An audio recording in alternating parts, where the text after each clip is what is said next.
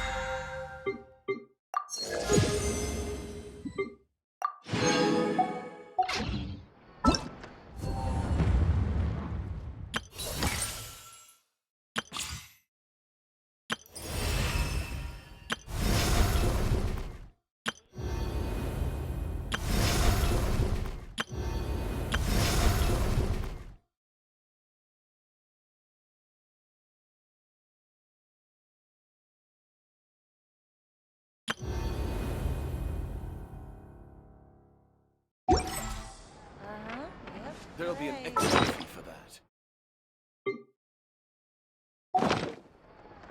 Exactly. But none of them believe.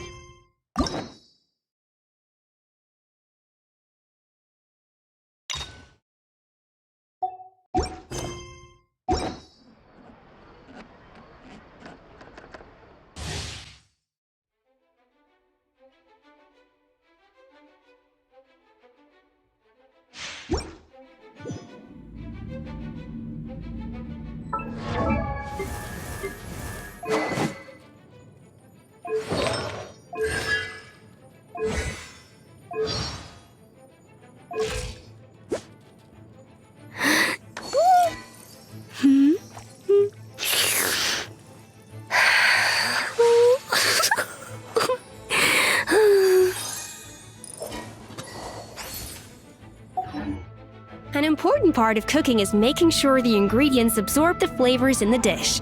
To that end, a chef must be able to wield a knife with the same level of precision as a surgeon. Practice makes perfect.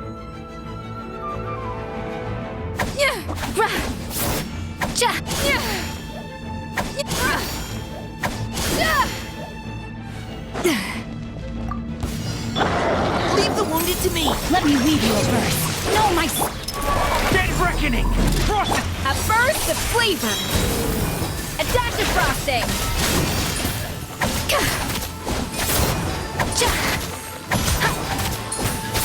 Rain outlines your fate.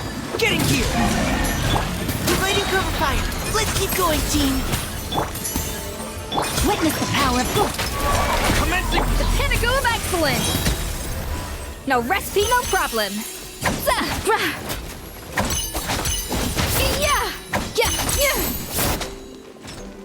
Bon appetit! Engaging. Frost is coming. Pair. A little amuse-bouche! Ring cutter. Now's your chance. Goose on the loose! Ignorance and vote.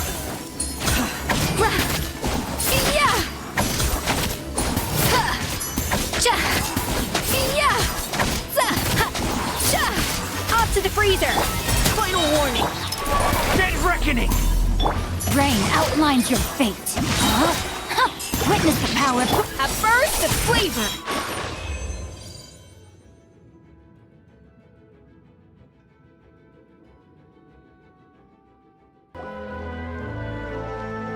Hey, Navia! What you up to?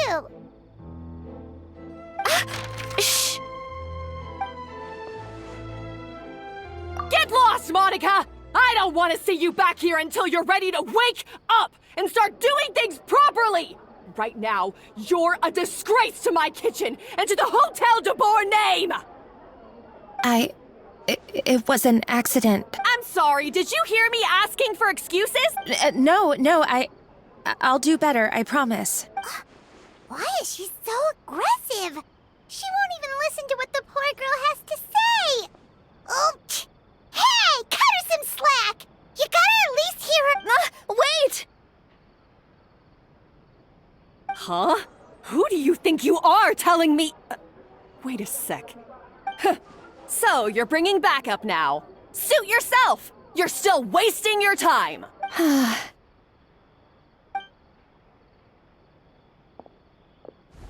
Savannah, is this how you always treat your staff? My staff is right. I'm the one in charge here now. And last time I checked, the Hotel de Boer doesn't take orders from the Spina di Rosula. Of course. How you run your kitchen is none of our business. But when a member of your staff is so overworked he becomes gravely ill... Overworked? I've said it before and I'll say it again. If Firmont can't handle the job, then tough luck. But Philmont can do the job, he just... Monica, back inside, now! Huh? But you said I shouldn't come back and... Just do as you're told, and not another word out of you! Come on, we have... Wow, what a... Sorry. Looks like I've dragged you into some drama again. Her name is Savannah. She's the new head chef at Hotel de Boer. Ever since she took the job, she's been enforcing a brutal work regime and putting a huge amount of pressure on her staff. One guy was so overworked, he collapsed from illness. He's been bedridden for days, and he can barely even talk properly.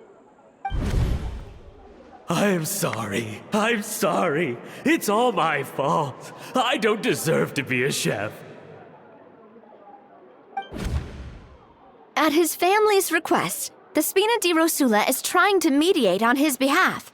We're not exactly making a ton of progress, as you saw. Savannah is adamant that Vermont's exhaustion and illness have nothing to do with her or how she's been running her kitchen. She's refusing to have any kind of meaningful dialogue with us. Our next thought was to talk to the other chefs at the restaurant and get a better idea of their working conditions. And that's why I'm here, doing it the old-fashioned way. Camping out, watching, and waiting for an opportunity. Oh, shoot! It all makes sense now. Sorry. Paimon should have thanked before she spoke. Oh, no, not at all, Paimon. Honestly, the way she was laying into Monica, someone had to step in. I'm sure I would have piped up if you hadn't. And besides, I don't really think I'm built for espionage. Yeah, meaning it's gonna be all the more difficult to get the inside scoop now. Oh, I might as well head back to the Fleuve Cendre then. We'll need to come up with a whole new game plan. Paimon will join you, 'cause this is kinda all Paimon's. Guys, it's fine. You don't need to worry about it.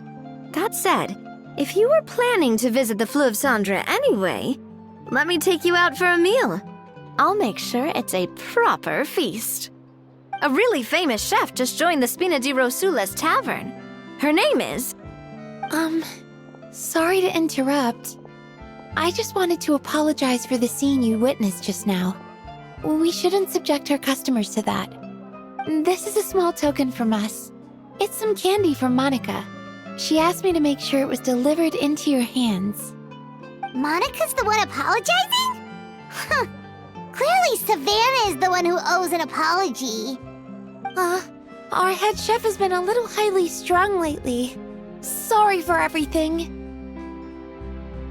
All right. Since there's candy, Paimon will drop it. Not the candy. Thank you for understanding. We'll make sure to pass your feedback on to Miss Savannah. A little highly strung, huh? get it. How did someone like her even become head chef? Well, according to Frama's family, she hasn't always been like this. But that's a story for another time. Let's try this candy. Oh, Paimon totally gets it. Come on, dig in! Huh? Hold on, there's something written on the wrapper. Find Escoffier.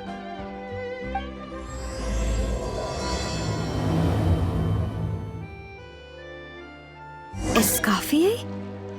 Could this mean... Huh? You know that name, Navia? Yeah. Let's stick to the plan and go back to the Fleuve Cendre for now. That's where we'll find Escoffier anyway. Be sure to befriend them. Call them no.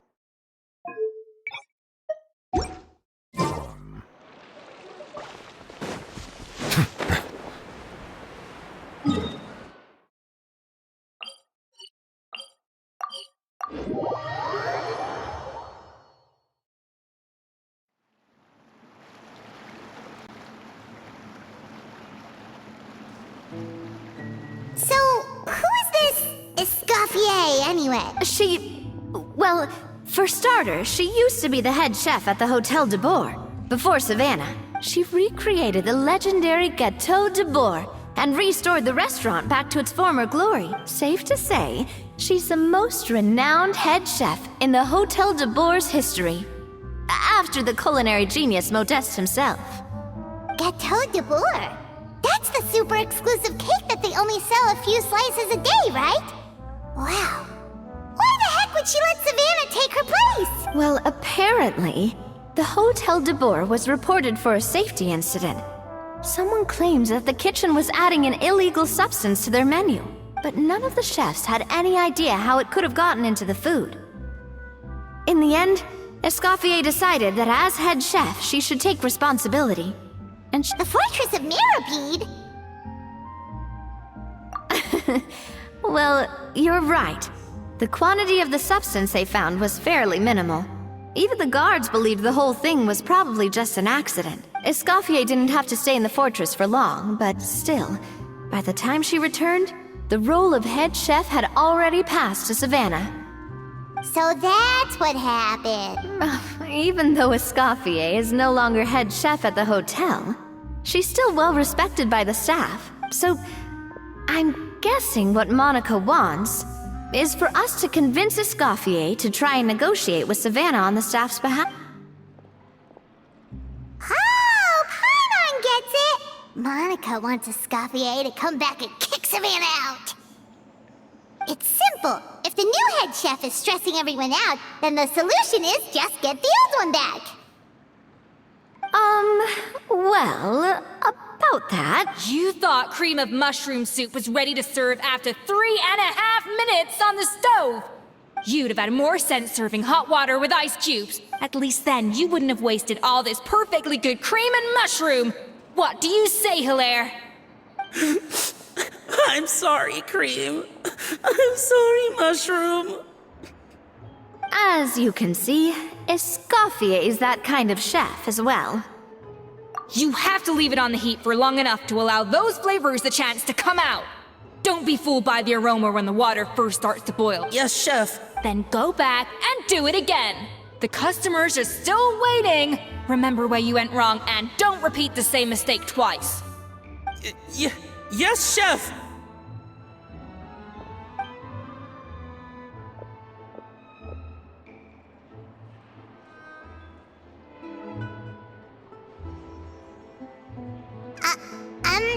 Excuse us,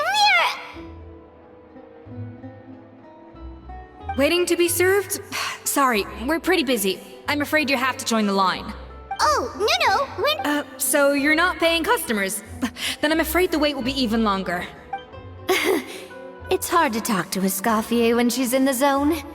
Let's take a seat. We can catch up while we wait.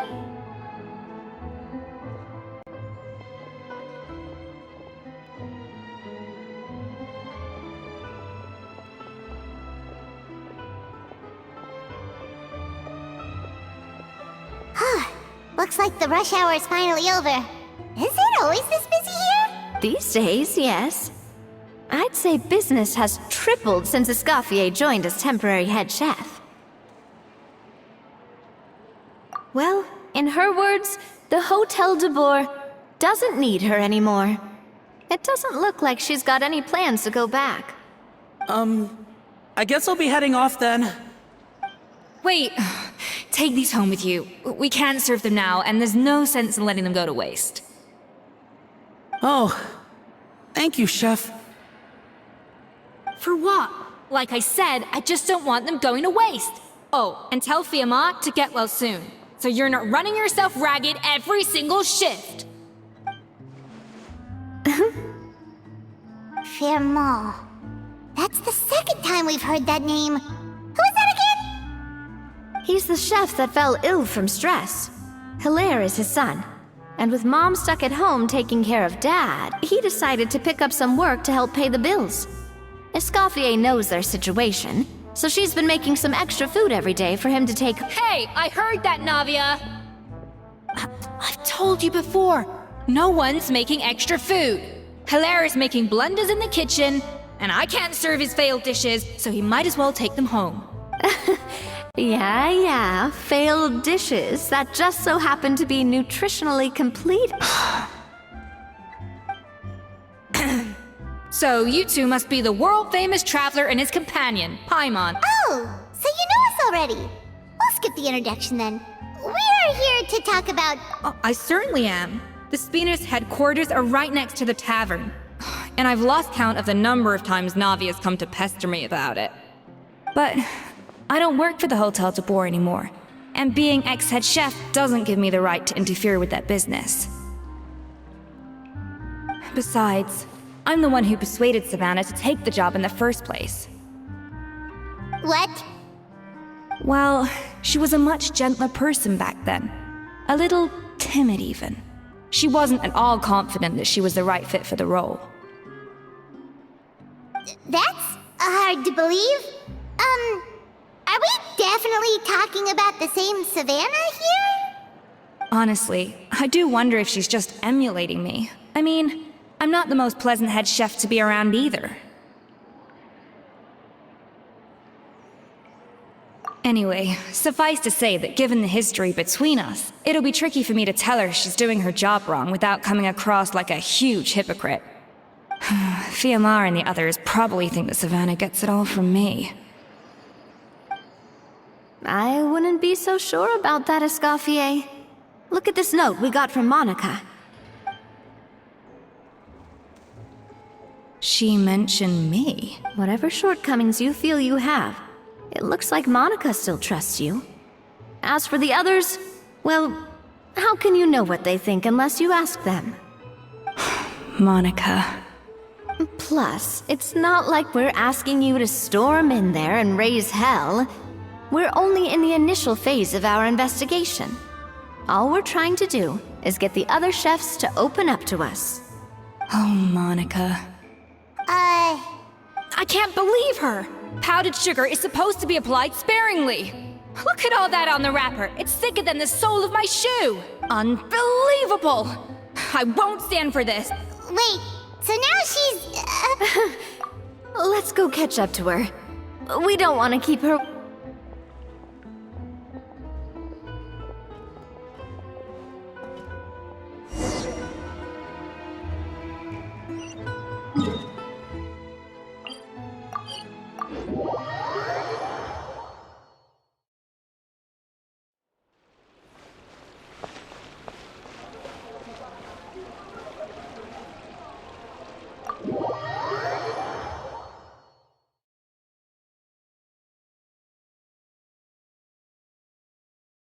Wait, she looks like... Is that a Escoffier? I'm sorry. I'm so sorry.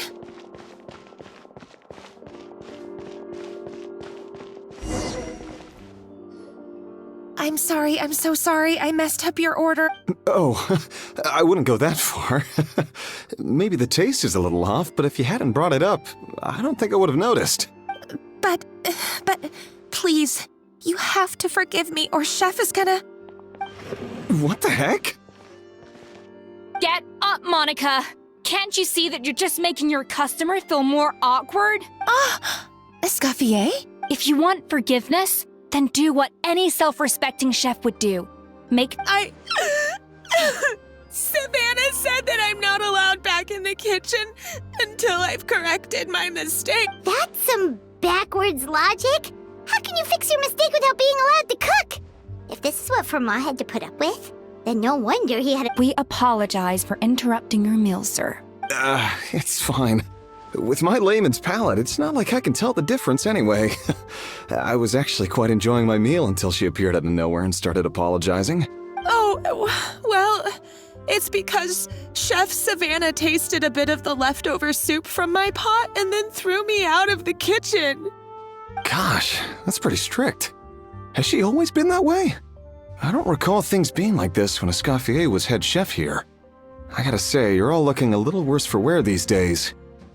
I mean, Escoffier was strict too, but I think the difference is that her criticism was more constructive, so you knew what you did wrong and how to improve, and we all knew that it came from a good place.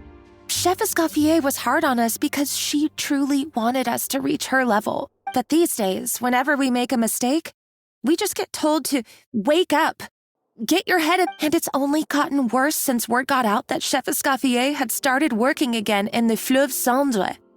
Monica, you don't need to call me chef. I'm not the boss here anymore. Yeah, but through no fault of your own. What happened back then? That wasn't on you, and all of us know that. That banquet was a huge event, and so many staff were involved every step of the way. With so many moving parts, there's no way of knowing how that Lumiline ended up in the food we served. Lumiline? What's that? A new drug from the Fontaine Research Institute, produced from an extract of the Lumitoile. Apparently it sharpens the senses, so they used it to treat people with impaired responses to stimuli. Oh, yeah, I've heard about that. They found out you can use it as a flavor enhancer since it stimulates the taste buds. Makes things pretty addictive. They also found that overuse can have mood-altering effects, and even lead to nerve damage. So it quickly ended up on the guards' list of controlled substances.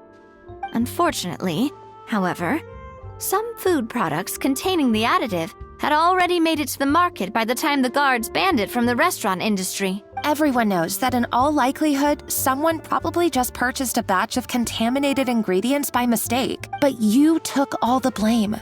We all know why. You just didn't want to see this turn into a place where tensions are constantly running high. Because everyone's suspicious of each other all the— And now look at you. A fry chef in the Fleuve Cendre. What are you trying to say? Sure, the Spina's Tavern is no Hotel de Boer, but— Oh, the Fleuve Cendre, you say? Great. That's where I'm dining from now on. Monica, I'm very happy with my current job. And there's no changing the past. We just have to let bygones be bygones. Besides, at the end of the day, I was the head chef, regardless of whose mistake it was.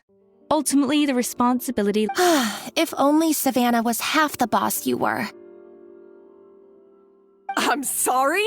Do you have a problem with my conduct as head chef? No. So you do remember who's boss? Escoffier? I thought you'd left this place for good. What are you doing back here? What happened to you, Savannah? Why are you acting like this? When I turned this place over to you, You made me the head chef and gave up your right to tell me how to do my job. You're not the boss here anymore. So stop acting like you own the place. Whoa. Sounds like someone has a chip on her shoulder. Oh, Savannah! My God, have you grown a temper since I last saw you? Have you put even half the amount of energy into improving your cooking skills, or are you still using the Pluie Lotus as an off-brand marcotte, thinking no one can tell the difference? That's not— What happened to not storming in and raising hell? Ho ho! I was not expecting to see something this spicy as soon as Escoffier returned. Huh? Fan Asian? Aye, miladies. might I make a humble suggestion? Given that we have ourselves a tête-à-tête between chefs at the Hôtel de Bord, I dare say it would be de rigueur to settle this the traditional way. The traditional way? That can only mean one thing. That's right! I'm talking, of course, about the tradition established by Modeste himself. According to legend, the founders of Hôtel de Bord, Modeste and Savelli, used this method to resolve all of their disputes. Everything from petty arguments over next week's menu to disagreements over the strategic direction of the restaurant. The cooking contest would decide who had the final say. Huh. It sounds like they had a lot of free time on their hands. Ah, well, it might sound that way to us. But in fact, the cooking contest played an enormous role in motivating chefs to hone their skills, reaching new heights of excellence in the culinary arts. And indeed, the reintroduction of this institution in recent years has surely been instrumental in transforming the Hôtel de Bord into the top-ranking restaurant in Fontaine. Reintroduction? Someone brought it back? Who? What say you, Escoffier? Surely you of all people won't back down from this challenge. It was you who put the rule in place after... Sure, I reinstated it, but I'm not a chef at Hôtel de Bord anymore. I see no issue as long as both sides agree to the terms. We could simply treat it as an exhibition of sorts. Savannah, any objections? Exhibition. Huh. No. If we're going to battle it out, let's put it all on the line. If I lose, it's up to you what happens to me. I don't want anything to happen to you. But if you lose, you hand over the Codex de Bord to me. What? The Codex de Bord? Only the legendary handbook written by the original head chef Modeste. It contains all his secret recipes, including Gâteau de Bord. It's the greatest treasure in Fontaine's culinary world, and only the present and former head chefs of the Hôtel de Bord have the right to read it. Present and former? Wait, but that already includes Savannah, though. What do you want that old thing for? You have your own copy, don't you? Don't take me for a fool. You know perfectly well what I mean. I want your copy, the original version, the one you took with you when you left us. I'm sorry, I must be missing something. You know, there's no difference between the original and the copy, right? They contain the exact same recipes.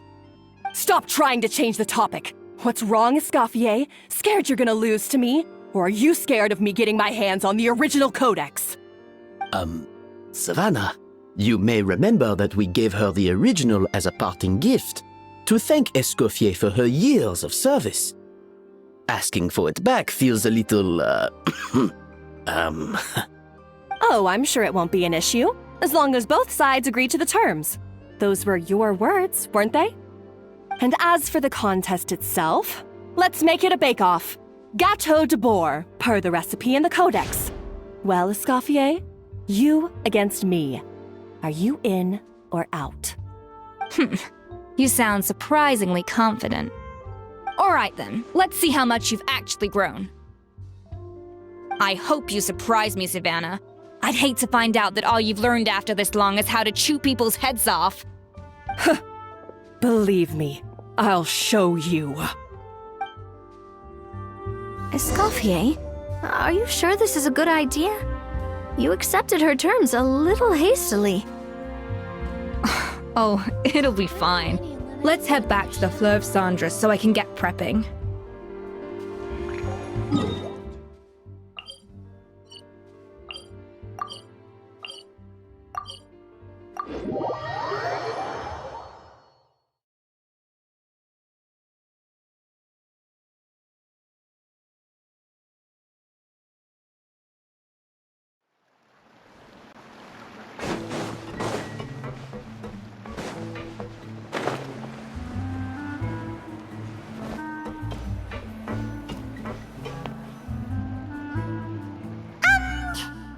So, this whole bake-off thing kind of came out of nowhere. Was it really Well, I got a sense that she's holding something back. But we chefs always express ourselves in our cooking. So if she won't talk, this might be the best way to find out what's really going on with her. Huh? Holding back? Sure didn't sound that way to Paimon. Escoffier only picked up on it because she's the same way. Always closed off, never letting you know what she really thinks. That's patently false, at least where your macarons are concerned. I've been nothing but truthful with you about the disgraceful amount of sugar you use. Okay, that's one case where you can keep your thoughts to yourself.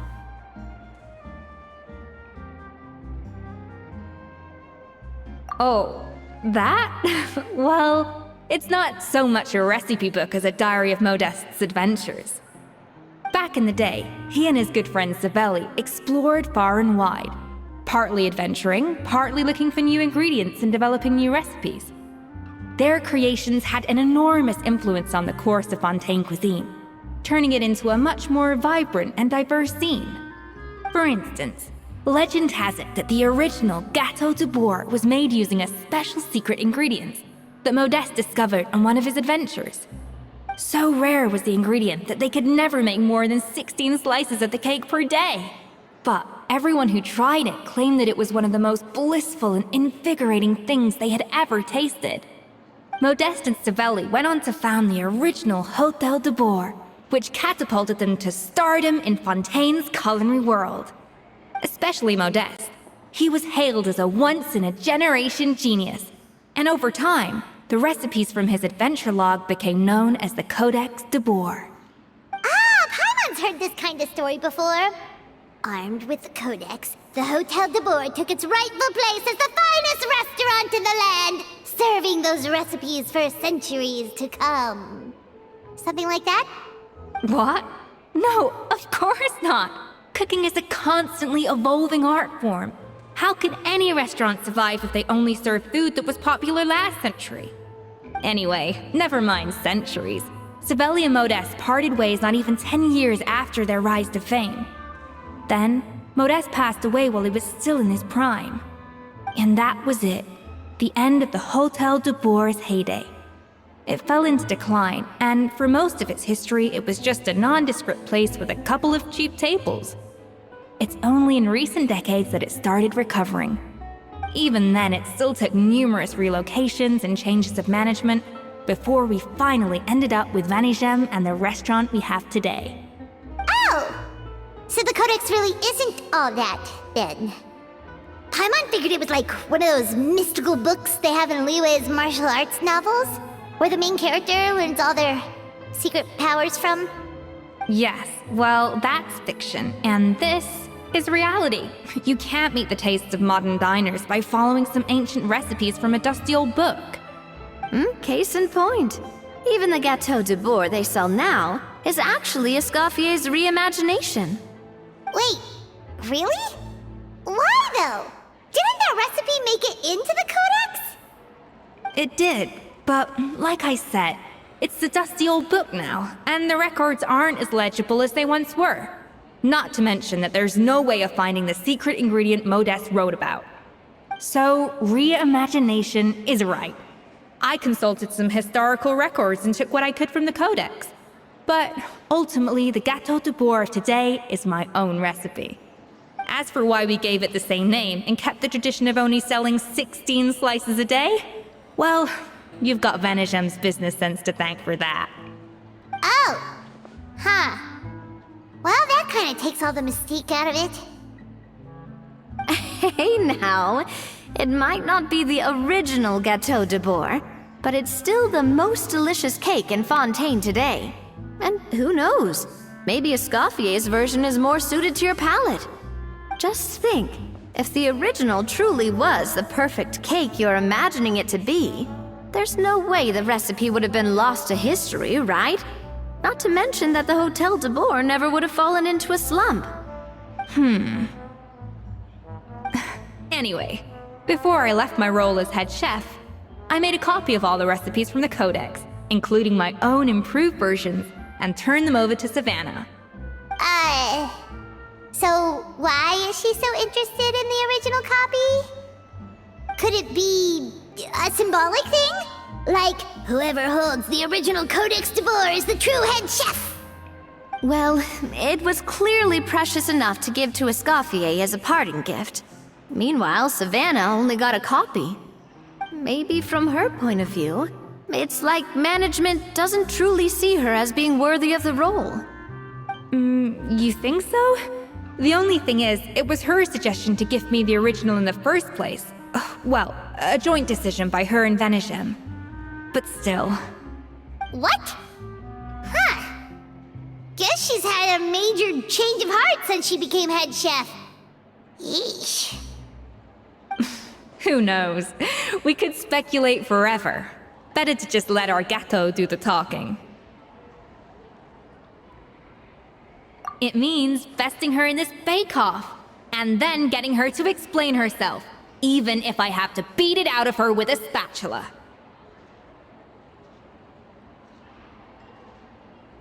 However much she's changed since we worked together, I believe that she still has her chef's pride.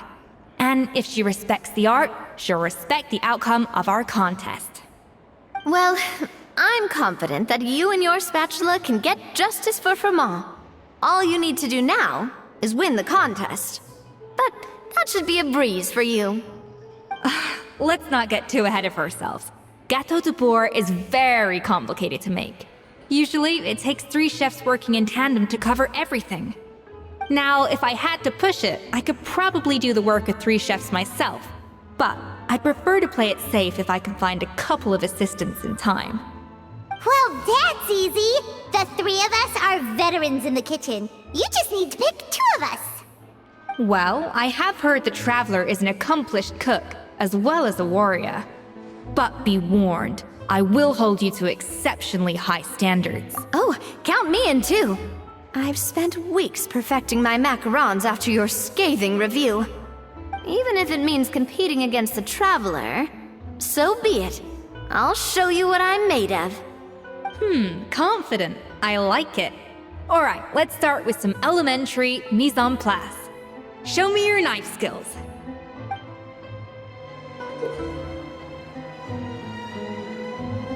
I've always called it chopping stuff up, not mise en place.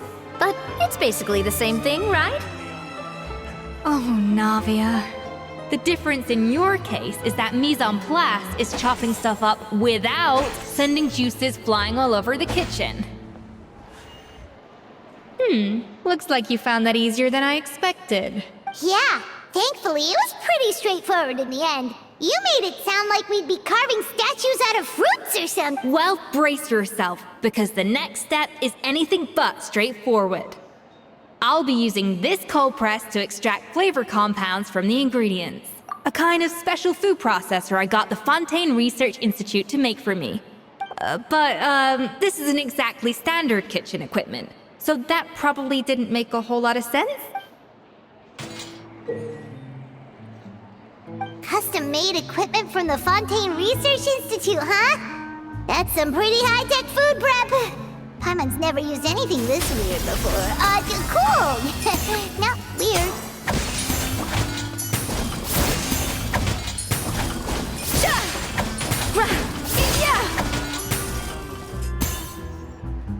And done. These are the flavor compounds extracted from our ingredients. Wow! Even the smell is so much more concentrated. Absolutely not! Throwing everything in at once will ruin the balance of flavor. I'll demonstrate again. Now, watch closely.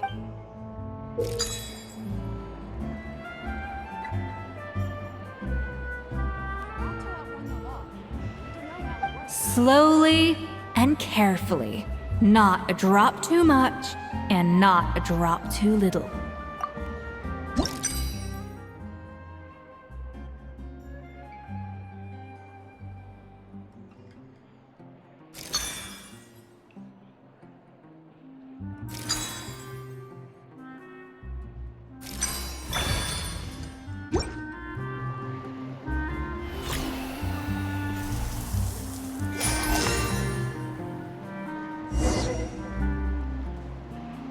And voila!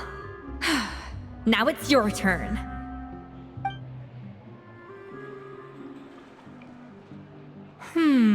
Not terrible. Considering this was everyone's first time blending flavor extracts, it could have been worse. But the Traveler's work was surprisingly good. Are you sure you've never done this before? That goes without saying. Still, credit where credit's due. Alright, now for the part I've been looking forward to. I want each of you to cook something from the Hotel du Bois' current menu. That's right. The true test of your cooking skills is the finished product. It'll be good practice for the contest itself. Now get to it. Chop chop!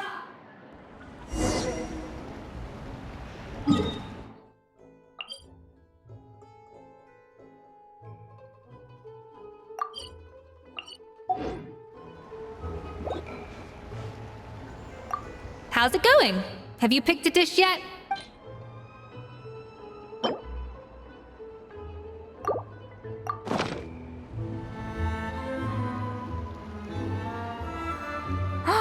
Look at that! With the grace of a snow-winged goose, as I like to say. Now, let the grating commence.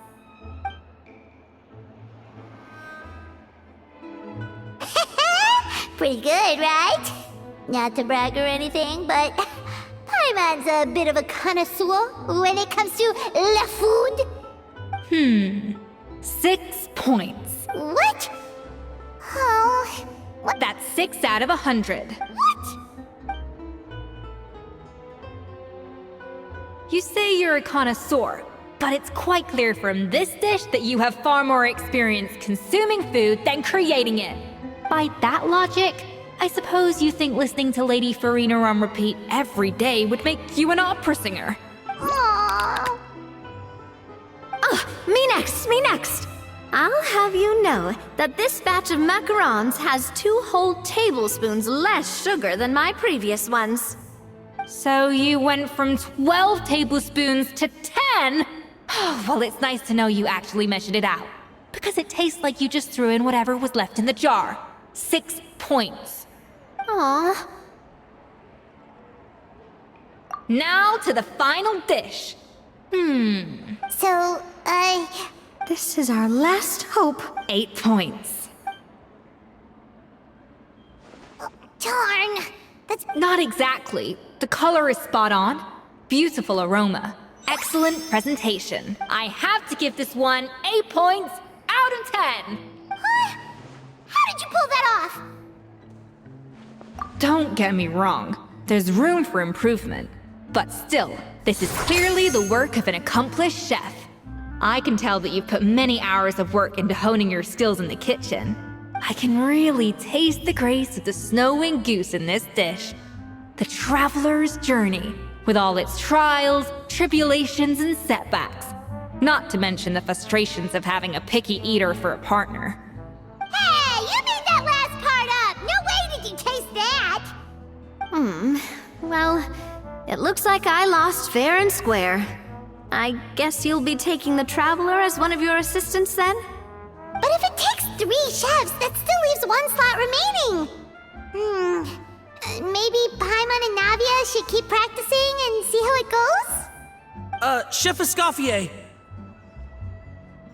Oh, it's Hilaire! What brings you here? I heard the news about the cooking contest. You're doing Gâteau de Bois, right? I was just wondering if you needed any help? And you think you're up to the task, do you? Oh, no, I know I'm not there yet. It's actually my dad who wanted to help. Firma, last I heard, you could barely get out of bed. Chef Escoffier, Navia, Traveler, thank you all so much for everything you're doing for me and my family. I've had enough of sitting around at home while you run yourselves ragged. If you let me, I'd like to help you win this cooking contest.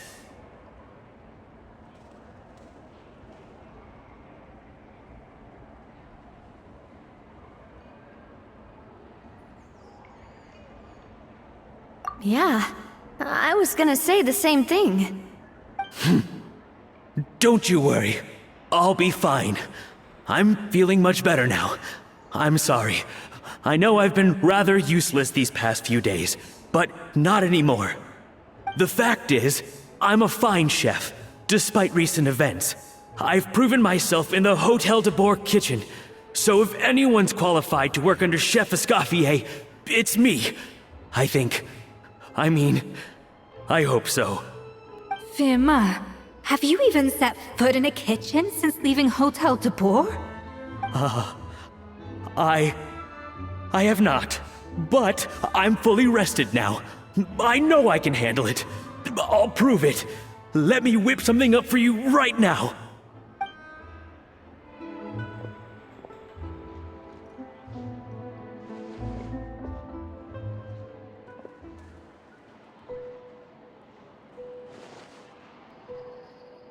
Huh? That's strange.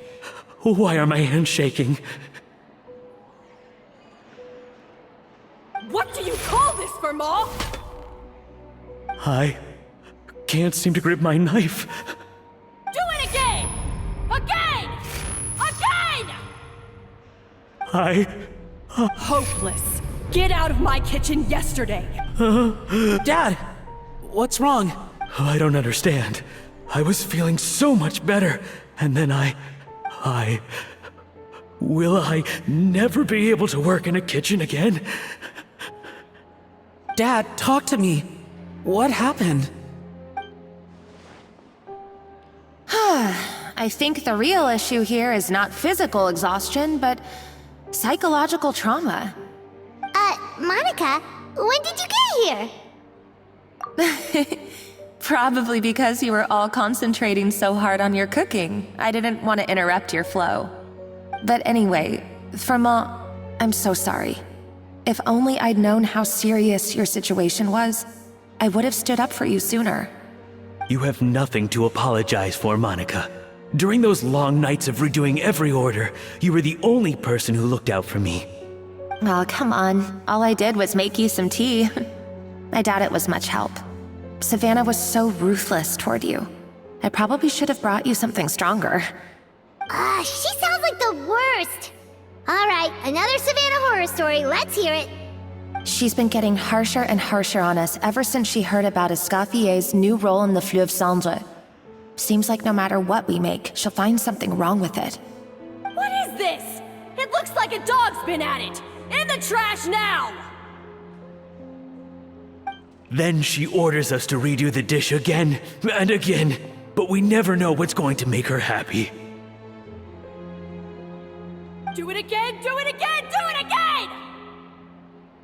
Every time you remake it, you just get another earful from her. Either straighten yourself out or get out of my kitchen! So now, it seems like just picking up a kitchen utensil gives me flashbacks of her yelling at me.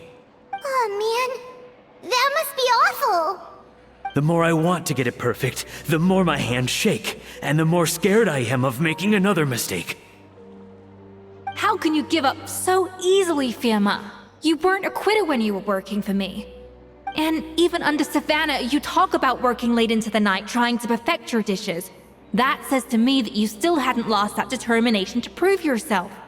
What changed? I don't know what's come over me. When I think back, I just remember feeling like my heart and my hands were growing heavier and heavier as the shift went on. Each time I had to redo a dish, my heart sank a little further. Maybe Savannah was right. Maybe I am just hopeless at this. Dad. I see. Well, it sounds like there are some deep issues at work here. Ones that won't be resolved by merely seeking compensation. I will win this contest, and after that, I encourage you to approach Savannah and talk this out. But what if you can't find another assistant in time? Clearly, I'm in no state to help out. You think being one person short will ruin my chances? Let's not forget, I taught you and her everything you know. Even if I had to go it alone, I would present the perfect gâteau. Oh, well, Paimon and Nadia will still keep practicing, just in case. And so will I. Yeah! And if worse comes to worse, we can always get the Spina di Rosula to put out an emergency call for chefs. There's gotta be someone out there, right? Actually, I thought maybe I could help. That's sort of why I'm here. What? Why didn't you say so? I was going to, but then... well, this is the first chance I got. You do this for us? Thank you so much, Monica. Alright, fine by me. But aren't you still working for Savannah? Joining the other side seems like a guaranteed way to put your future employment in jeopardy. I know, but it's alright. I've made up my mind. With the way things are, I can't keep working for Savannah much longer anyway. Unless I want to become the next for Ma. I'm done with sucking it up. It's time to try and turn things around. If this cooking contest can get Savannah to see the error of her ways, then I'm sure she'll forgive me for this.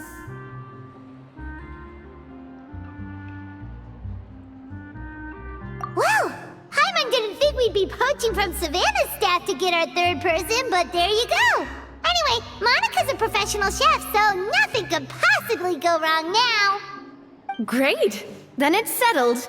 And to congratulate you all on making the team, I propose a Spina-sponsored meal to celebrate. Spina-sponsored? Wait, you mean I'm cooking? Well, I promised the Traveler a feast in the Fleuve Cendre. And I know how much you've been looking forward to it. Yeah! Feast, feast, feast!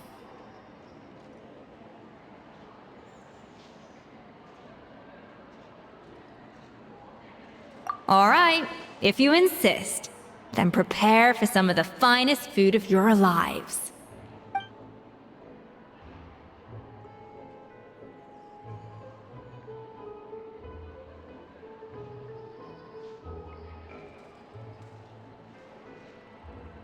That's not a bad idea, actually. Wait, hold on. You need to finesse that further.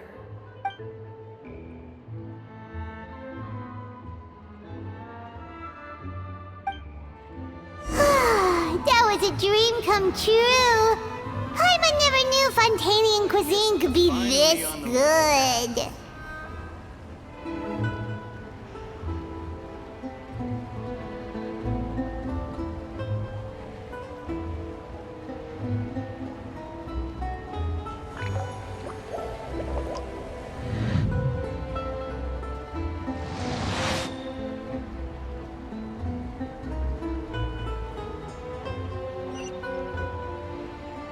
I guess I'm finally on the right path.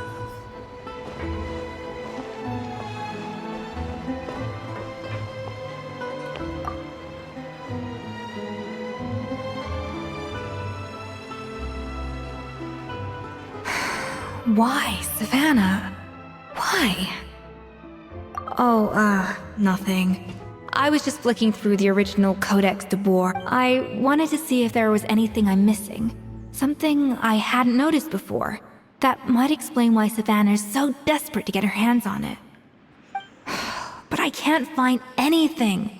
It's just some hastily scribbled recipes in between diary entries from Modeste's adventuring phase. And most of it's not even legible anymore. The copy I gave her not only has all the recipes in full, but even includes my own private tips and notes from years of experience. Surely that's infinitely more useful than this old thing. Yeah, maybe. Still, it's just hard for me to imagine that the Savannah I knew would go to all this effort just to make a point. We were. At least I always thought we were. She was a little shy, but meticulous with everything and everyone she dealt with. She made a few mistakes here and there, but she was quick to correct them whenever they were pointed out. And she was always striving to improve as a chef. Those qualities are why I recommended her to replace me as head chef. I never imagined for 1 second that she'd cause Fiamma and the other staff so much grief.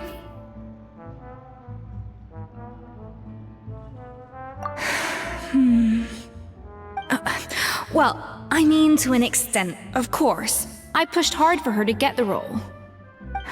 And the idea that she turned out like this because of me is difficult to come to terms with. I wonder if this is how Modeste felt back when he was writing the Codex.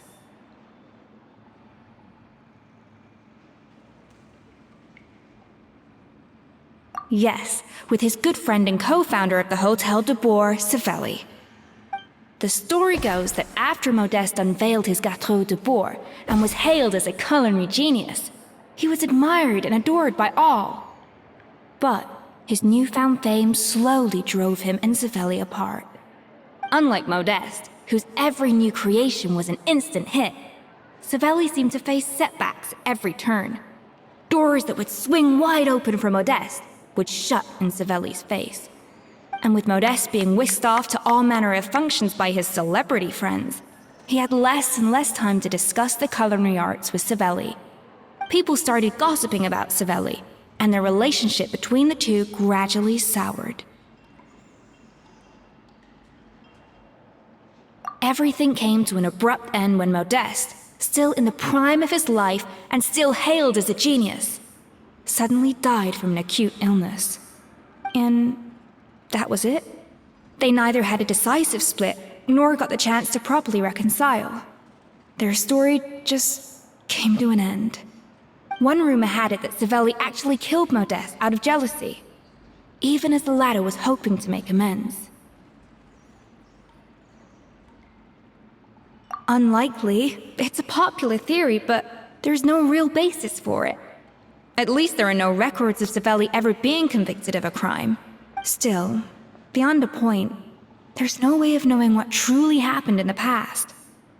All we can do is try to make sure the present doesn't quite go as badly. And that's why I have to win this contest tomorrow. Then get the truth about everything that's been going on, even if it means cracking her open like a nut.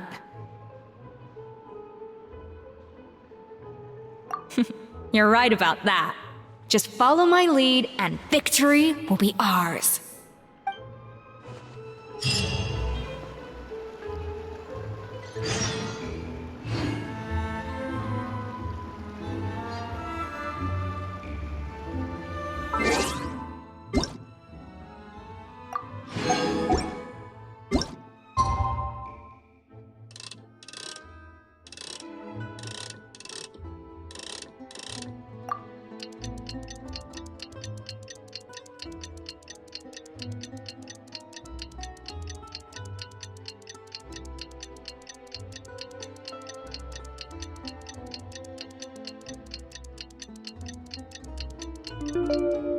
What?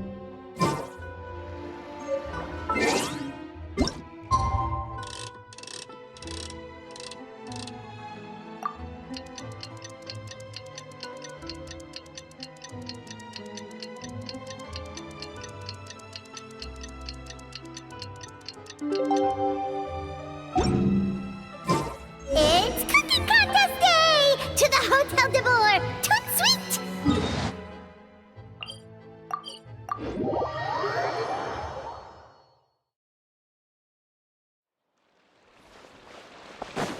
Did you hear the news? Escoffier's coming back for a cooking contest.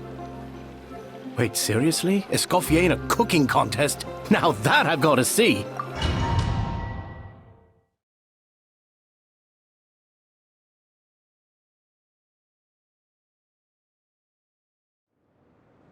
Mesdames et messieurs, welcome one and all to the Hôtel de Boer and to this most exciting of cooking contests. Savannah, I've brought the original copy of the Codex you asked for.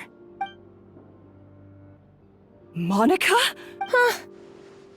In the interests of fairness, this contest will be conducted in a double-blind format. Once the dishes are complete, they will be sent to the back of the kitchen where they'll each receive a label. The labels will be placed out of sight underneath the plates, only to be revealed after the judges have sampled them and reached a final verdict. This is to ensure that no one will know which dish is made by which contestant. As one of the judges, I promise to be fair and impartial. When my meal got interrupted yesterday, I never thought this is how they'd make it up to me. Both contestants have taken their positions. Then, without further ado, let the Hôtel de Bord cooking contest commence!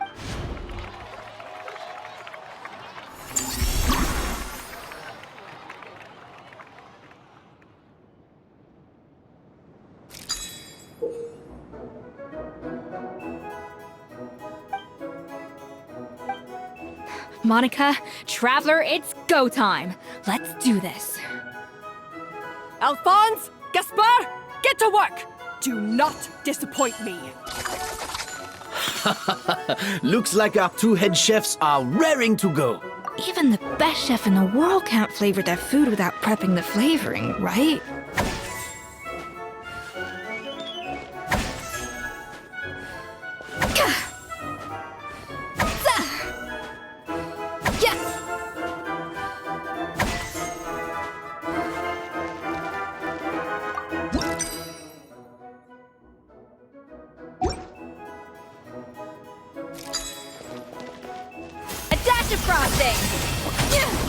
That should be enough flavoring.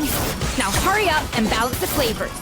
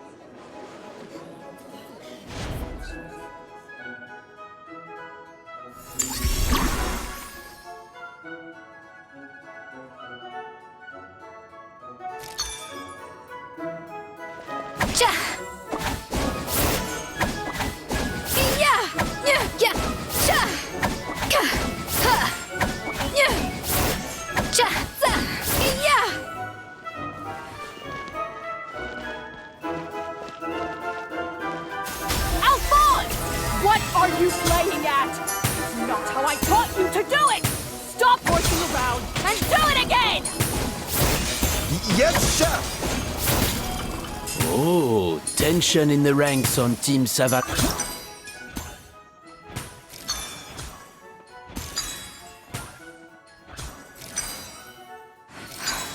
Stay calm, Escoffier. There has to be a way to balance the flavors. Just think. Goodness sakes, Savannah, what are you doing? Oh, get it. I've got to focus on my own dish.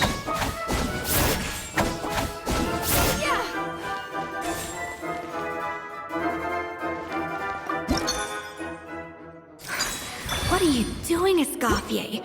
Your team's waiting on you.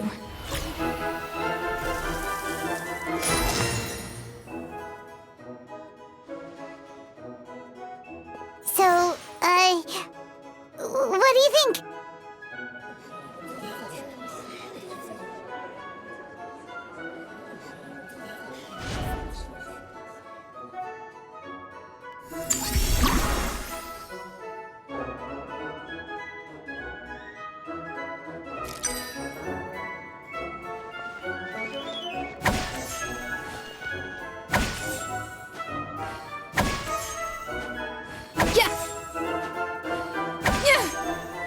Escoffier is already on the final step of the race.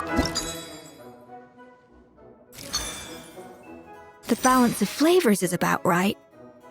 But the quantity is too low. I think this flavor profile is still a little bit off. Enough! Ugh, useless! Both of you, make like an egg and feed it! I'll do it myself! Wow! Is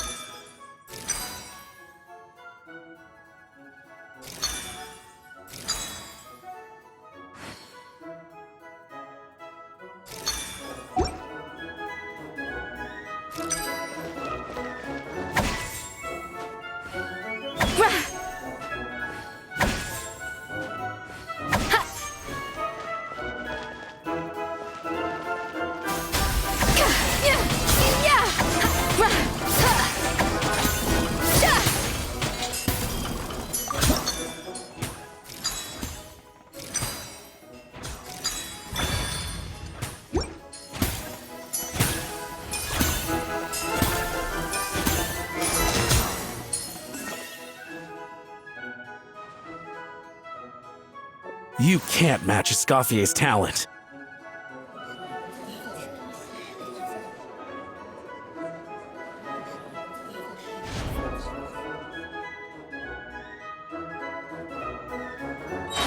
I present to you Gateau de Boer.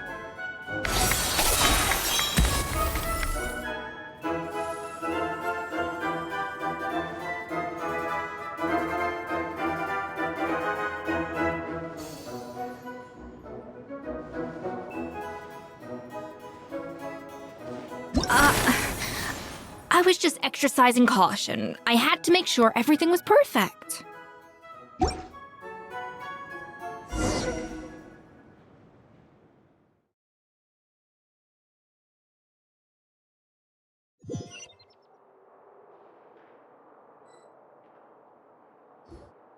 Time's up!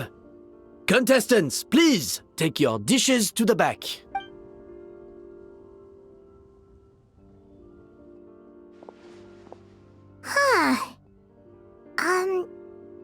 That guy was right. You really can't tell whose is whose just by looking at them. We both made the same dish after all. For all her flaws, Savannah's a talented chef who earned my recommendation for good reason. She wouldn't screw up something as elementary as the cake's appearance. Whoa! This is really rather good. Wonderfully soft and fluffy. Beautifully sweet. This is a masterclass in how to make Gateau de Boer. I would give this one at least 9.9 out of 10. Only because there's something about the flavor of the base. It's just a little different from the recipe I'm used to. Huh? Really? I couldn't tell. All right, on to Gateau number 2.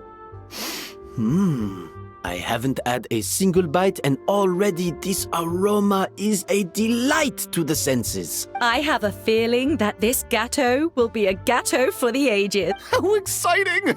I'm gonna dig in.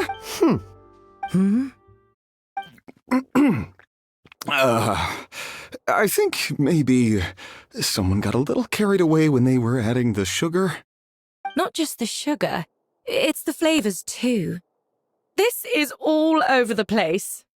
Who made this? It appears the decision is unanimous. This Gateau is far below the standard we would expect. Whew! And Paimon thought this might actually be close. Turns out she can't bake to save her life. Something's not right here. Savannah may not be perfect, but no way is she this sloppy. I can now declare that the creator of the first Gateau has won this cooking contest. Now, all that remains is to turn the plate over and reveal the chef's name underneath. What? It's Savannah?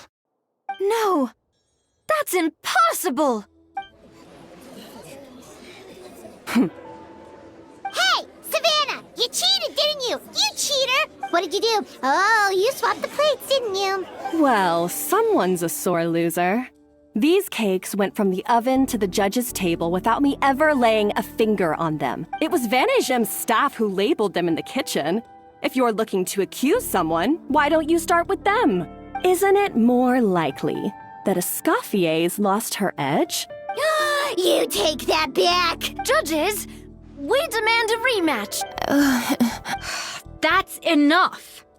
What's done is done. As head chef, or rather as team lead, I take responsibility for the dish I served. Whatever went wrong and however it happened, I should have spotted it. Savannah, I didn't think you'd stoop this low just to beat me in a bake-off. What happened to your chef's pride? I don't know what you're talking about. If you want the Codex de Boer that much, you can have it. Escoffier, no! But you must promise me that you'll apologize to Firma and compensate him for everything you put him through. It's a little late to be negotiating terms. Look, Savannah, you may have fooled everyone else, but can you really fool yourself? What I'm offering is to accept defeat without looking to expose what you've done. But only on the condition that you promise to stop putting so much pressure on your staff. Fine. I'll treat this as your final handover of duties from one head chef to the next. So, will that be all, ex-head chef? Or is there any other unfinished business you'd like to leave in my hands? I didn't mean that to be a scolding from your former boss, just a word of advice from a fellow chef and a friend. But I don't know if you're even open to input from other people anymore. I know what I'm doing. I don't need your advice. All right, fine. I'm glad to hear it.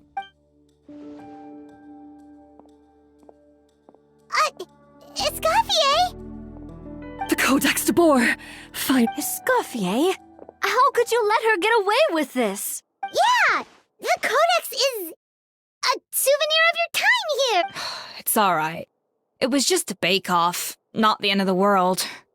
I'm already over it. Besides, it's not all bad. She agreed to compensate Firma. Honestly, if I'd have known that giving her the Codex would solve everything, I'd have just done that in the first place. I mean, why bother with the whole cooking contest? It's such a waste of time and energy. No. No!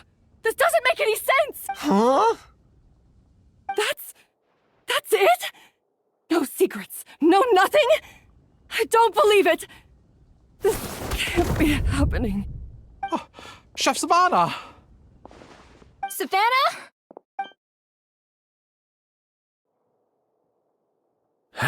It's nothing life-threatening. Just a lot of pent-up stress and exhaustion. Oh, I knew it. Pent-up stress? The truth is, however hard she might be on the rest of us, the person she puts the most pressure on is herself. Yes, there are nights when she makes us redo things over and over into the wee hours. But for her, it's every night. She'll hide herself away in the kitchen, working on new techniques and recipes, and only realize how long she's been at it when we— But why?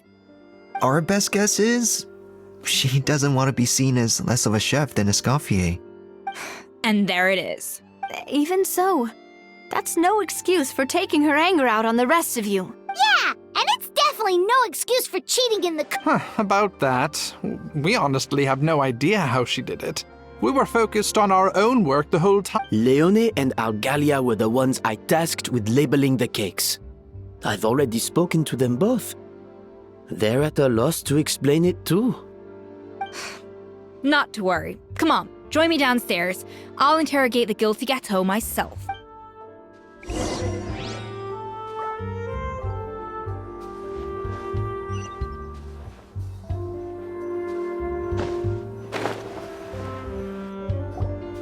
Well, how is it? Oh, this is aggravated assault on my palate. Is it really that bad? Oh, relax.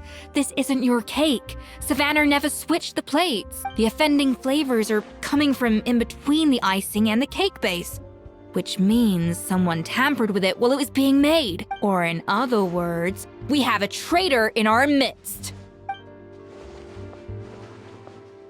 I'm sorry. I was forced into it. It was Chef Savannah. She said if I didn't cooperate, she would... Calm down, Monica. I've already accepted defeat. And if I wanted retribution, I would have brought this up when the results were announced. Whatever's going on with you, just spill the beans. I was the one who caused the food safety incident that one time. Food safety? Wait, you mean the Lumaline incident? So you procured the contaminated ingredient? I think so. Savannah and I were on procurement that day. I didn't check everything as well as I should have, and so I let contaminated ingredients make it into the kitchen. But I swear I didn't do it on purpose. I had no idea there was an issue with them, and I didn't know it would end up with Escoffier going to jail. But the last thing I expected was for Savannah to use it as leverage to blackmail me with... This is crazy! So Savannah pressured you into sabotaging Escoffier's cake by threatening to expose your secret if— I know, it's terrible. I'm so sorry. I was so scared. The thought of Chef Escoffier finding out that I put her in jail? It made me freeze up with fear. I thought Escoffier would hate my guts if she ever found out, and yet somehow that's ended up in me doing something even worse. Seriously? All this fuss over a little slip-up? Firstly, it's not like I got a life sentence. I did my stint at the fortress, and now I'm out.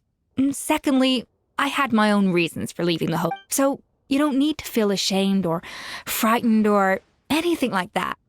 Any more than you need to add butter when you're pan-searing foie gras. You mean, you forgive me? Oh, well, I'm not saying you don't have to take responsibility for your mistakes. You should tell Vanagem to mark down your performance for the past few months. Then do some digging and find out exactly where those contaminated ingredients came from. Sure, you've made mistakes, but now's the time to fix them. Understood? Understood. Good. Now, back to Savannah. What about the original codex would compel her to resort to blackmail? I have my suspicions. Not that I've got any proof to back them. Ugh. What happened to me?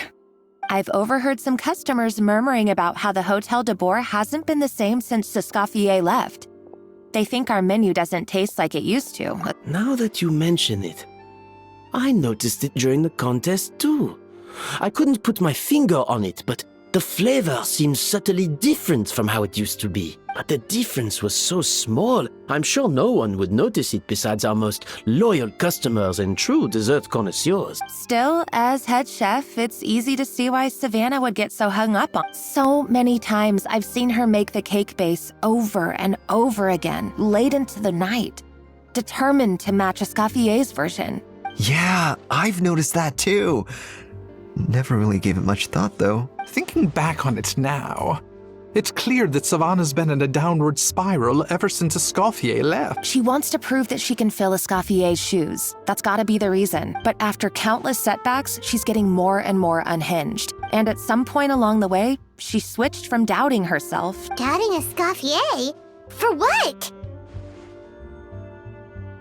Yeah, it would explain why she was bent on getting the original at any cost. Also, she could retain her place as the #1 chef in Fontaine. Oh, for goodness sake. What a stupid idea. Of course. Then she finally got the codex only to discover that the secret recipes she's been pining for don't exist at all. Seeing how utterly wrong she was must have been a real shock to the system. There's still one thing that doesn't make sense, though. If Savannah had the real recipe all along, how come it tasted different? She might not be on the same level as Escoffier, but surely after like 50 attempts she'd get... You'd think so, but geniuses like Escoffier are in a league of their own.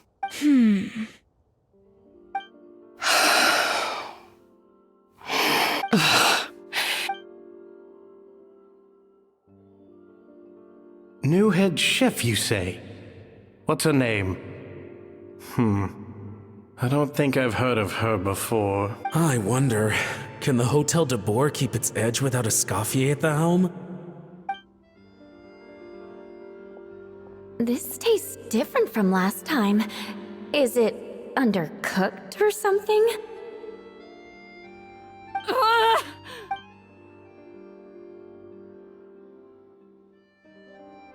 Take this. It's a copy of the Codex de Boer. From now on, you will be its keeper. Don't listen to the doubters. Hey, did you hear me? Once I'm gone, the restaurant is all yours.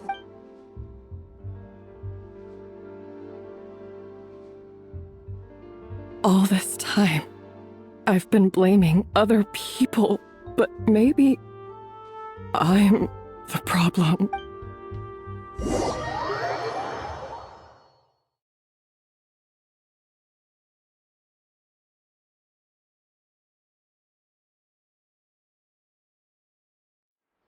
I sincerely apologize for putting everyone out.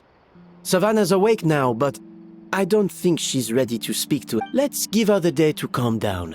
I'm sure you'll have the chance to talk everything out tomorrow. In that case, I'll go and update for Ma and his family. So, we'll come back tomorrow then. That was a long day. Oh, nice! Macarons? Or are you gonna switch it up to... Traveler, how much do you know about the snow-winged goose?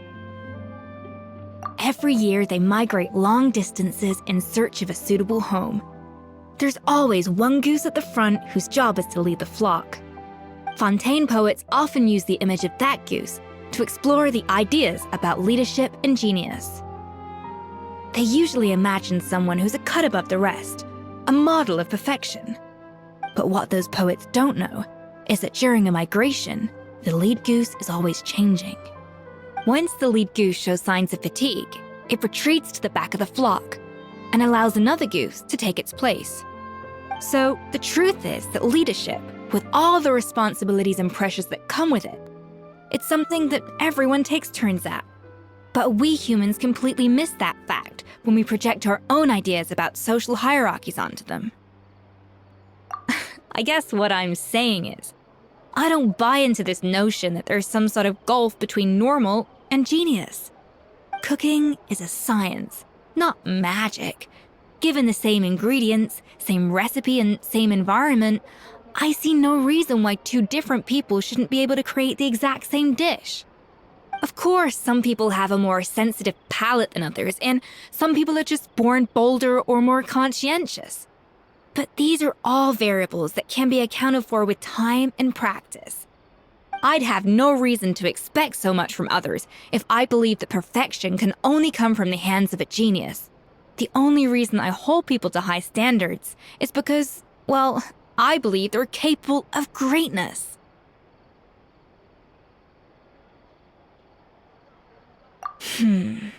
Okay, I've made up my mind.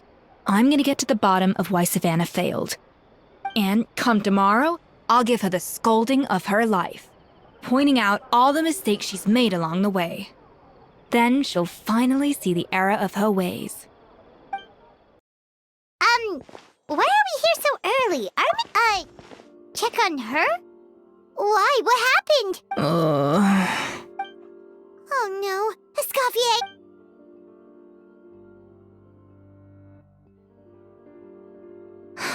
I'm fine. Just need to get some more coffee in me. Huh? What happened to my coffee? Did I really drink it all?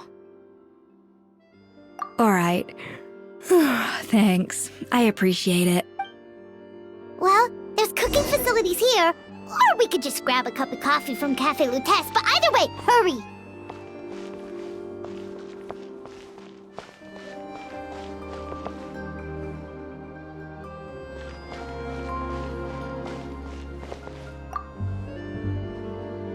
Coffee.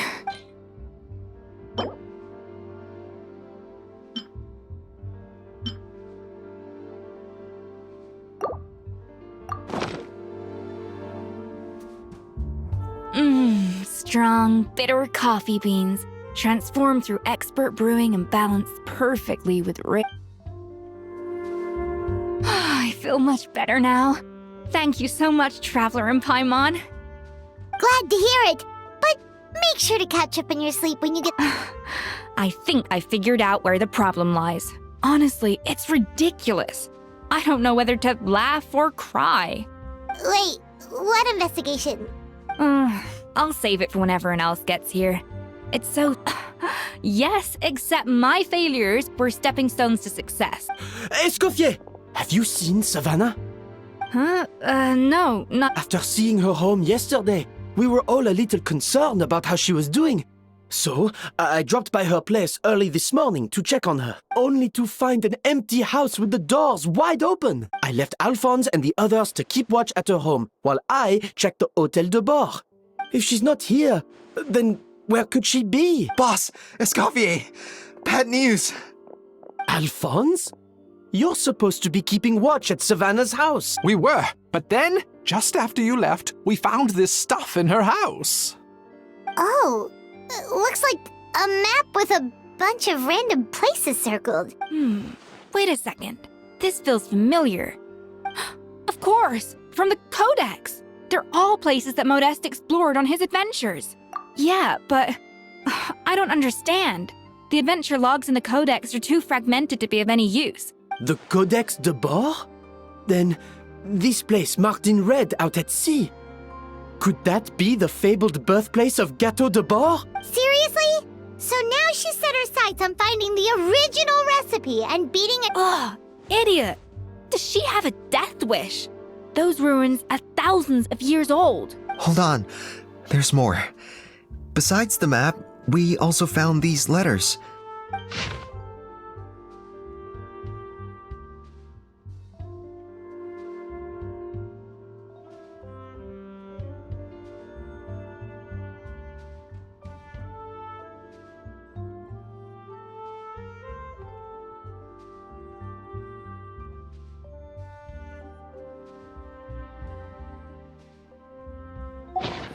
It was you.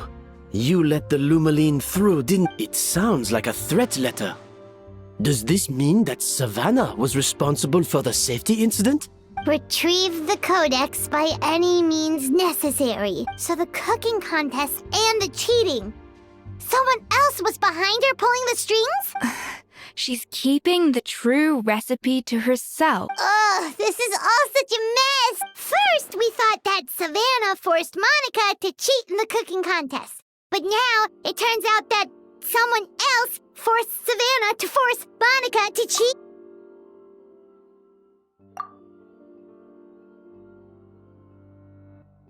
You're finally here. Of course. I should have put 2 and 2 together as soon as I read your threat letter. The food safety incident, the demand for a cooking contest, even the suggestion that Escoffier was keeping secrets from me. It was all part of your grand plan, wasn't it?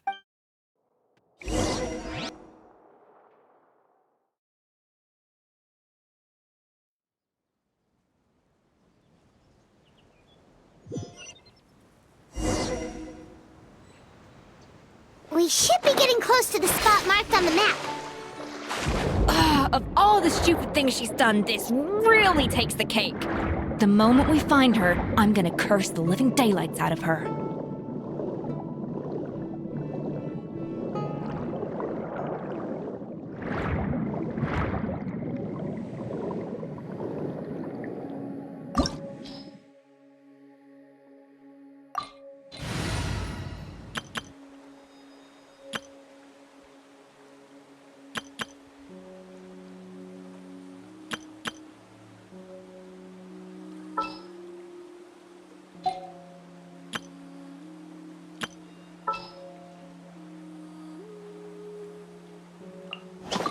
You want me on your team?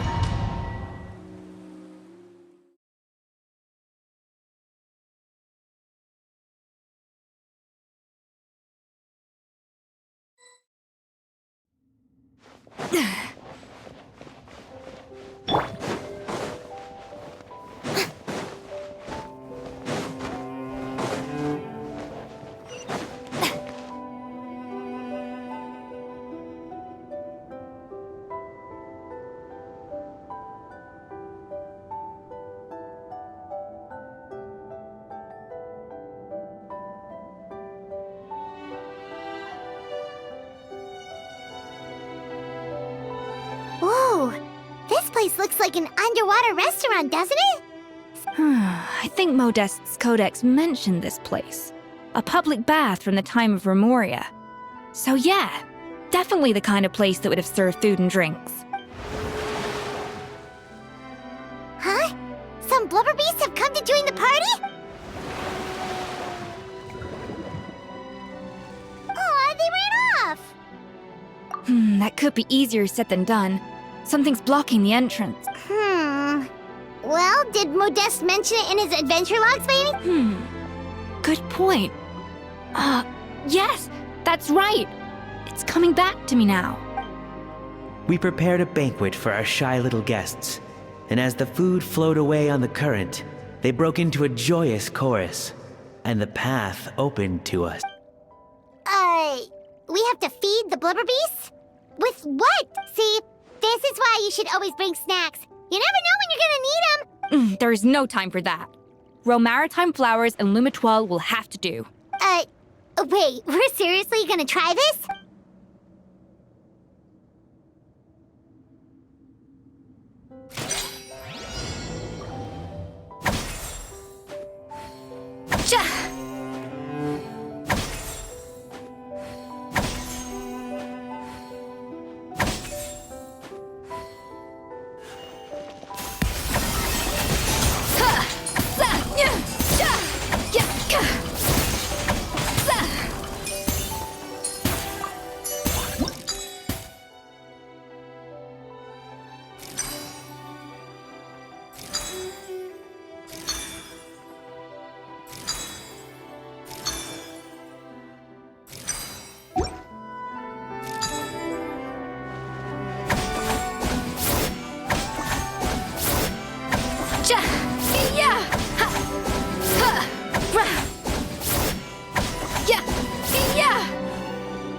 A dash of frosting!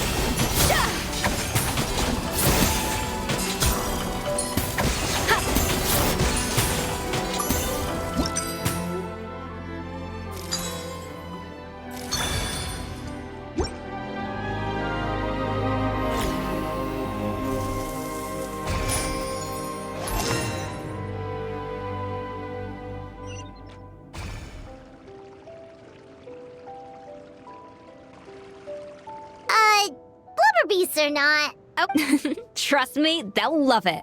Oh, good question. If we try to put them in the pool, we'll probably just scare them off again. Yes, we can't afford to wait for them to double back. Oh, what was it that Modeste said again? Something about the food flowing away on the current.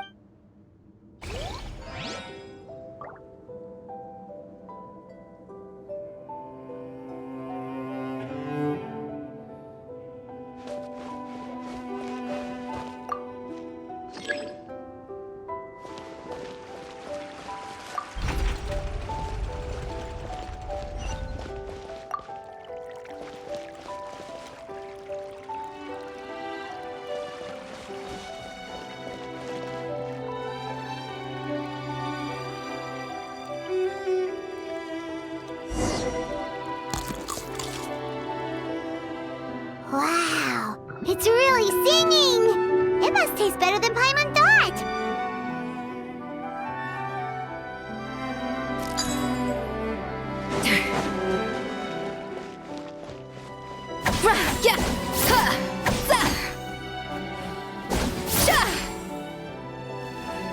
The tracks turned back again. So annoying.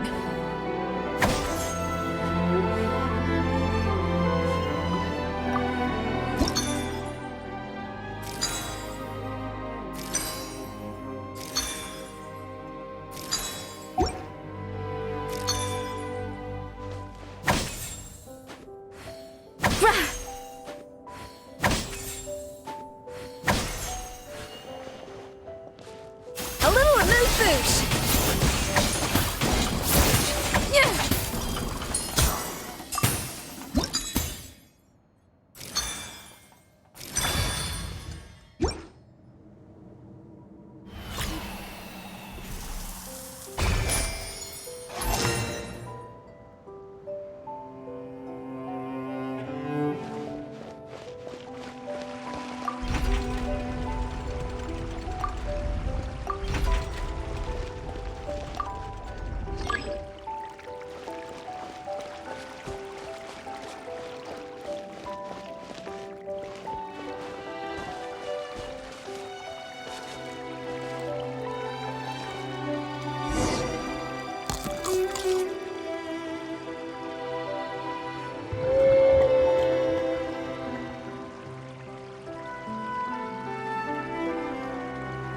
Hey, it's open!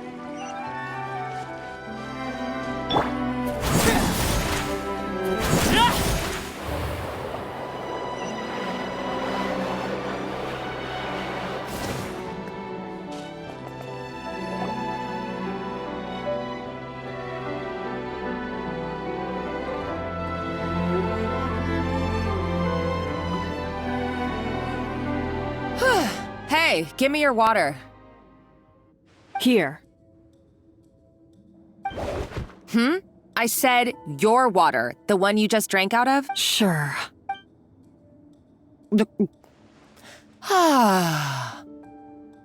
All those years slaving away under Escoffier, and then you. Today, it's finally paying off. Not only have I found the ruin that Savelli kept hidden, but I also get to boss you around like my little lapdog. Hey, go scout ahead for me. If we need to do any more blast tunneling, I want to know where to lay the explosives. Did you not hear me? Get going. Why don't you do it yourself? Oh, when did you learn to fight back? You're always so compliant when I give you instructions by letter. That's because you threatened to expose me for the Lumiline incident. I swear, if I'd known what you were planning, I'd never have... Ha! Don't be so self-righteous. Admit it, you've always been jealous of Escoffier. That's why you lapped up everything I told you. You were terrified of her finding out about your part in the Lumiline incident, and you resented the way her reputation hung over you. So you jumped at the chance to convince yourself that she was the villain, that she deliberately hid her secret recipes from you just to hold you back. First, idolization, then jealousy, suspicion, and self-deception. That's what this comes down to.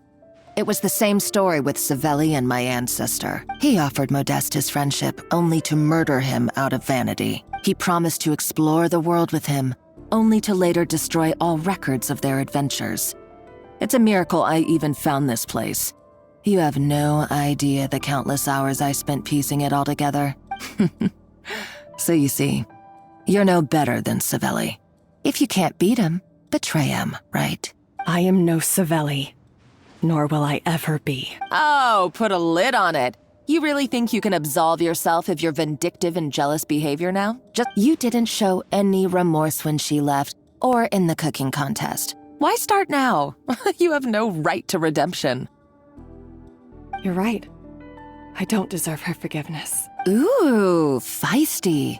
But you should watch your tone. I somehow doubt that.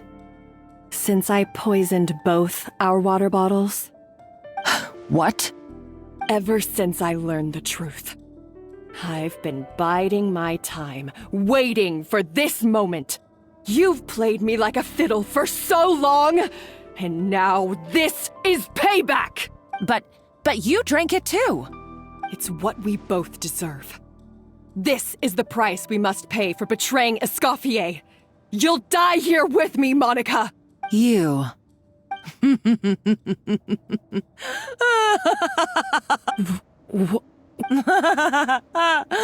Oh, you're too much. I thought I'd play along for a bit just to amuse myself. I saw your dumb plan a mile off. There's no poison in these bottles, just clean, fresh water. No. Revenge is a dish best served cold, you know? Did you really think your half-baked plot would fool me? You're a lousy chef, and you make a lousy villain, too. A complete waste of space. Everything I ever did was a failure. And now, I failed again, for the last time. Hey, why don't you try your hand at being a comedian in your next life? You got a good laugh out of me. You should have just done like I asked, Savannah. All I wanted you to do was scout the ruins for me. But you had your chance, and now it's time to say goodbye. Stop right there! Let her go, Monica! We've got... Escoffier? Ugh, looks like I'll have to keep you around for a little longer. You can't! Stay back if you want her alive! Escoffier and the Traveler. I can't take you both on in combat, but if you so much as flinch, I can end Savannah's life in a heartbeat. Monica, what are you hoping to achieve by this? You're about to commit murder, and for what? A recipe? A recipe? You chefs are all blinded by your myopic focus on kitchen affairs. Well, some of us actually have bigger fish to fry. Modeste had a secret. The truth behind his so-called genius, the je ne sais quoi factor in his Gâteau de Bourg, and it's right here in these ruins. Are you serious? You're here because of a Gâteau de Bourg obsession? You've gone completely mad! I couldn't care less about the cake itself. No, the real treasure is the secret ingredient that Modeste sourced from these ruins. He and Savelli were fools. A priceless treasure of Remoria in the palms of their hands, and they thought, ooh, this would go great in our cake mix. We're talking about a powerful stimulant that also sharpens the senses. That's no cooking ingredient. It's a groundbreaking drug. That's right, I've done my research. It was a drug that Remoria developed for their war machine. I could make a killing by selling it to the treasure hoarders or the Fatui. Will you listen to yourself? You're completely delusional. My eyes are wide open. Just wait till I get my hands on this treasure. You'll see what a fool you've been. Wait, what? Just when I thought she couldn't get any crazier. She's lucky the whole place didn't collapse. Uh-oh, Savannah's going too! Monica must have taken her. Oh, what a coward. She's only taken her hostage because she knows that she's no match for you. That's true. Even if she... Oh, well, our path's been blocked, so let's look for another route.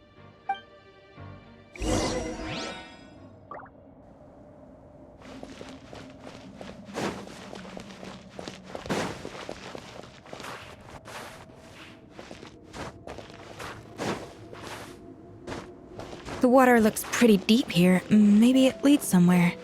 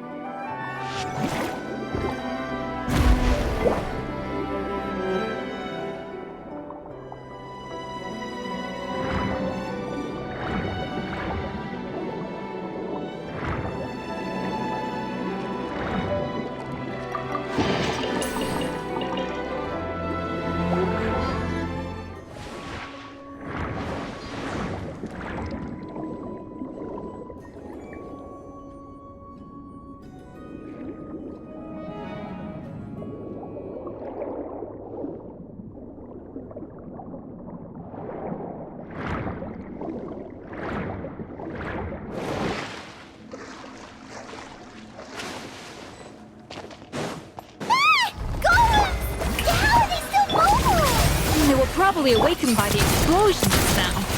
Alright, Night Skills 101. Time for some rough chopping.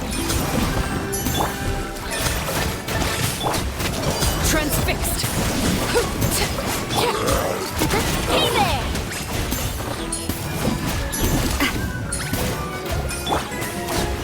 Huh?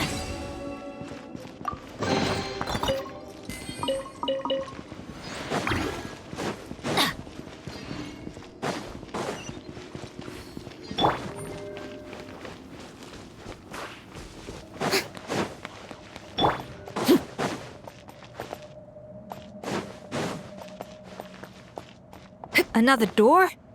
Guess we need to prepare another feast for our guests.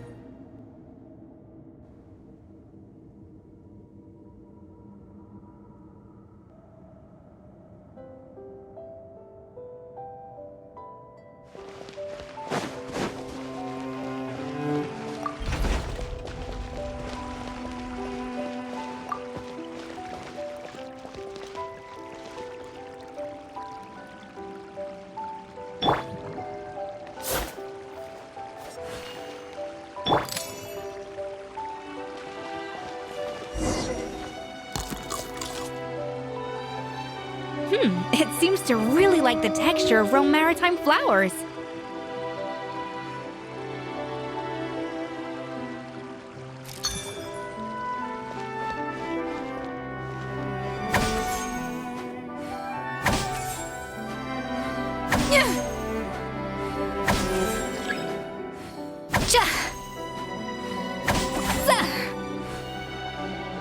Off to the freezer!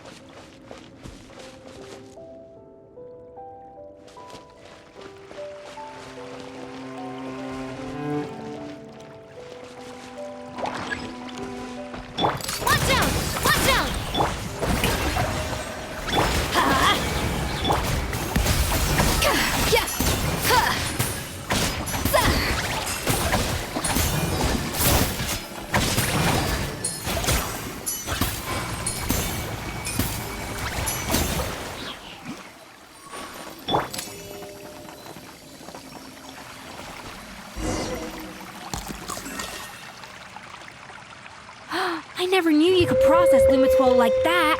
Alright, I've got to jot this down. Lumitwols and maritime flowers.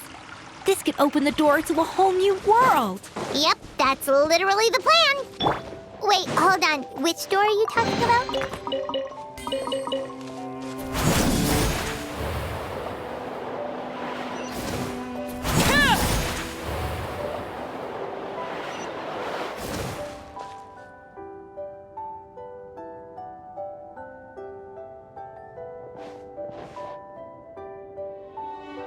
That's strange. These don't look Romorian to me. More like last century Fontaine. Adventurers from last century Fontaine, huh? Oh, Modeste and Savelli, do you think they camped here? By the looks of it, this was a one-person camp. They adventured together, but maybe one of them came back alone at a later date. Huh, you really think so? Trust our adventurers' instincts. We're pros at this stuff. Okay, well, the Traveler has more adventuring experience overall, but Paimon's definitely a pro rummager. Darn it! Paimon was just about to show off her rummaging skill. Huh, no kidding. Are all adventurers so obsessed with journaling? I mean, I guess I take a lot of notes when I'm cooking as well, but I thought that was just me. Anyway, let's find out who was here. It's been years since I've last visited these ruins. It's exactly the way I remember it. This place probably hasn't changed in millennia. Sadly, up above, on dry land, everything is changed. The treasure of Remoria. That's what we used to call it. Modeste was right about its potential. It turned Gâteau de Bourg into a national sensation. Our limited stock of the substance meant that the gâteau could only be produced on a small scale. But this only drove up the popularity all the more. He was praised as a genius, while I, as the one person who'd ever disagreed with him, Modeste tried his best to console me, but I knew better than anyone just how great the gulf was between us. Our conversations grew scarce, and we saw less and less of each other. I didn't fight it. He had new friends and a career of his own. Why invite further disdain by inserting myself where I did not belong? I told myself that maybe one day, when I finally created a masterpiece of my own, I'd be able to face him without shame. Or maybe one day, when I've put these feelings of self-loathing behind me, I'd be able to ask him with a smile on my face. Unfortunately, that day will never come. So it was Savelli. From the sounds of it, he came back after Modeste had already died. I always thought it was just a legend. But if it's true, then this must be the place where they found their secret ingredient, the birthplace of Gateau de Boer. In that case, what does that say about the death of Modeste? If it's all true, maybe Savelli really did have something to do with it. The taste of Gateau de Boer has changed. Modeste was convinced of this, even though everyone swore they couldn't tell. Being the perfectionist that he was, he refused to accept even the slightest flaw in his work. He stopped all sales of the product, locked himself away in the kitchen, and worked day and night, vowing to find out where he had gone wrong. But as he baked and taste tested over and over again, he found he only strayed further and further from the original taste. It was only when he was sipping on coffee one day and realized he could not taste the bitterness that the truth finally dawned on him. What had changed was not the gâteau, but his sense of taste. The treasure of Remoria stimulates the senses, taste included, and invigorates the spirit. In the short term, it offers people the ultimate gourmet experience, but in the long term, it dulls their senses entirely. In hindsight, it made perfect sense. After all, why would a culture that sought liberation from the constraints of their bodies care for the loss of their senses? But we realized it too late. We were just too late. Over the course of his many culinary experiments, Modeste exhausted the remaining supply of the treasure of Remoria. He consumed it all himself. The finest culinary talent of his generation now faced a future in which he would never be able to taste anything ever again. Finally, in despair, he took his own life. And because we had become estranged, I could not be there to stop him, to offer some words of comfort, or even to say goodbye. Yet despite everything, he sent me his final letter. The treasure of Remoria? Guess Monica was really onto something. It really was a kind of drug. So, Modeste chose to end his own life. Also, neither the Codex nor any other contemporary records make any mention of the treasure of Remoria. It's almost as if someone deliberately erased it from history. Modeste told me everything in his final letter. His was a tale of how even a genius could fail, and how much more devastating it is when it happens. Did he hope I would gain some personal catharsis from knowing the truth? Or maybe he wished for me to warn the public about the dangers of Gateau de Boer, proving that I had been right all along. But if the public ever learned how Modeste's greatest triumph became his undoing, his fall from grace would be swift and merciless. 1 minute a genius, the next a joke. It would surely spell the end for his restaurant too. What would be his legacy then? How would future generations view everything we built together? I fear the scorn I have faced these last years would pale in comparison to the scorn shown to him by the history books. I cannot let that come to pass. I will do what I must to protect his name. It will mean tampering with his notes to remove the damning details, leaving mere fragments of our story behind. It may lead his family to suspect me of having a hand in his demise. But if that's the price of destroying all evidence of my crimes, then so be it. I would rather the world believe a tale of genius and jealousy than see his reputation in tatters. The final loose end is the evidence here, at the bottom of the sea. Huh? What's wrong? So we thought, but if Monica finds out what happened to the treasure, there's no telling what she might do.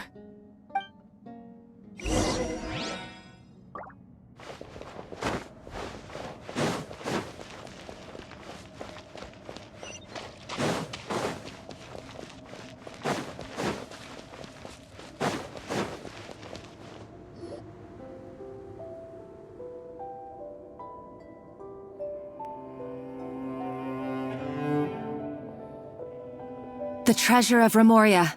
I have found you at last. Savelli, you tried your best to bury the truth, but you underestimated the children of Modeste. But I have to thank you too, Savannah. Without your help retrieving the codex, and with it the last piece of the puzzle, I may never have found this place.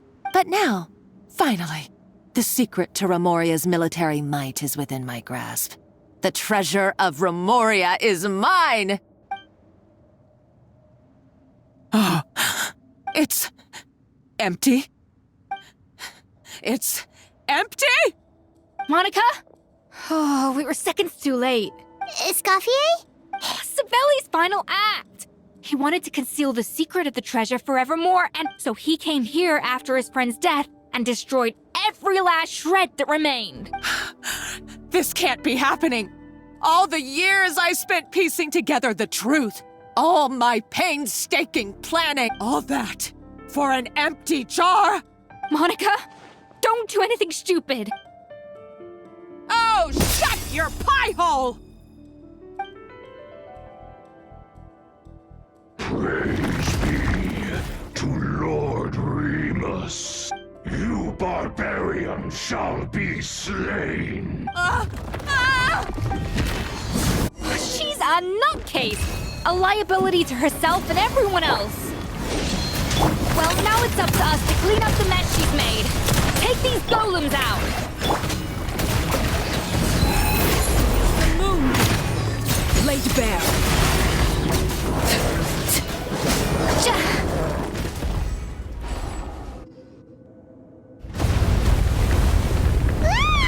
Why is this place still shaking? Either way, it's all her fault. Enough chit-chat. Let's get out of here. Okay, I'm coming. Oh, no you don't. If I can't get what I want, neither will any of you. I've got nothing to show for my life's work so far. But if I can take another so-called genius down with me in my final moment, then it was all worth it. You're a psycho!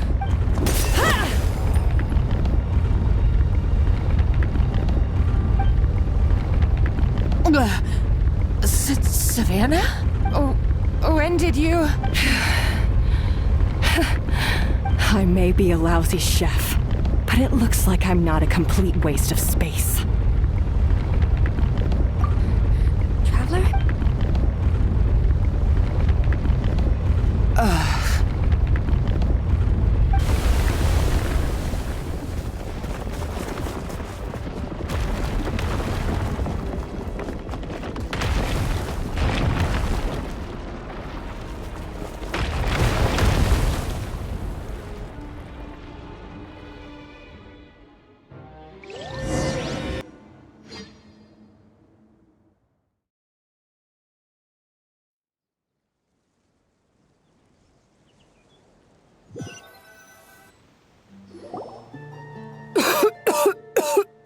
Escoffier!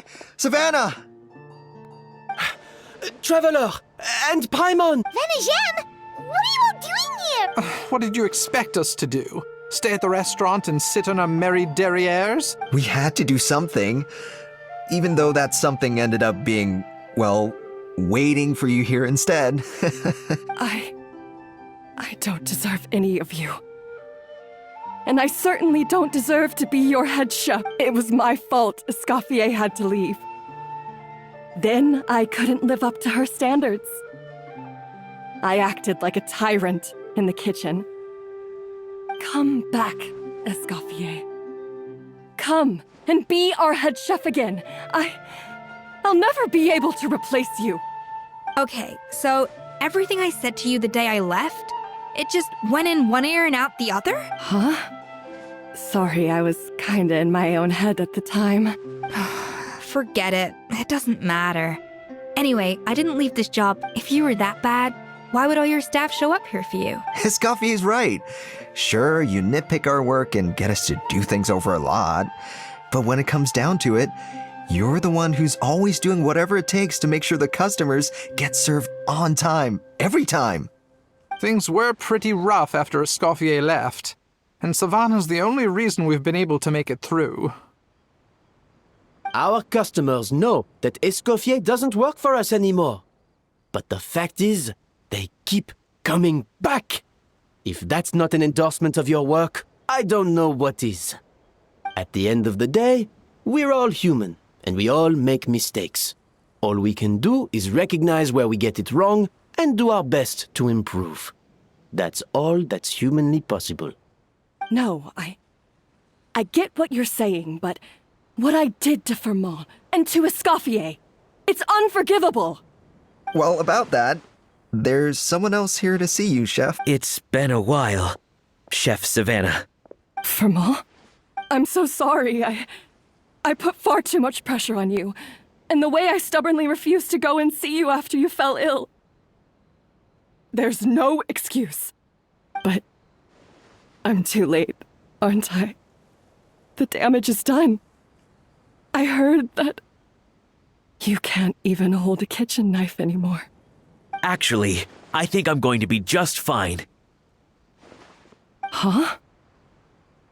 We thought Firmin's problem was purely psychological in nature.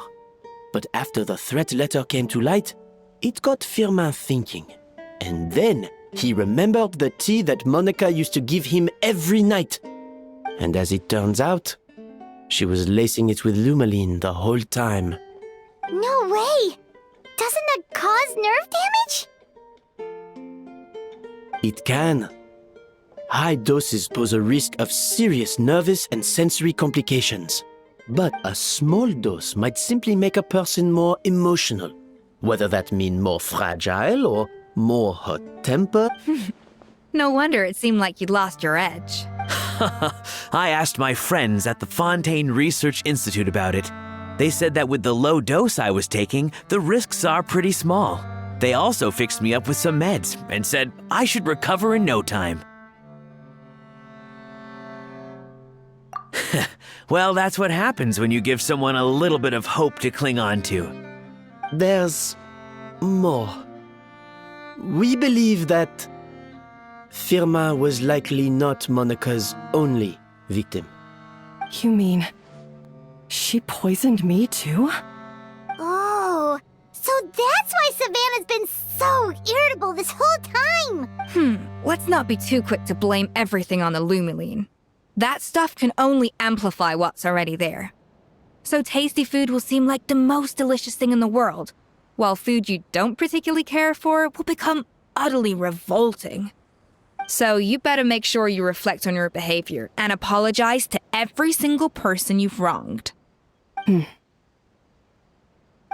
I will. I'm sorry. There's still one question that's really bugging me. Why is it that no matter what I do, my Gâteau de Bourg never tastes the same as yours? Is it just... is it because you're a genius and I'm not? It's because the heating element in your oven is broken, you silly goose. What?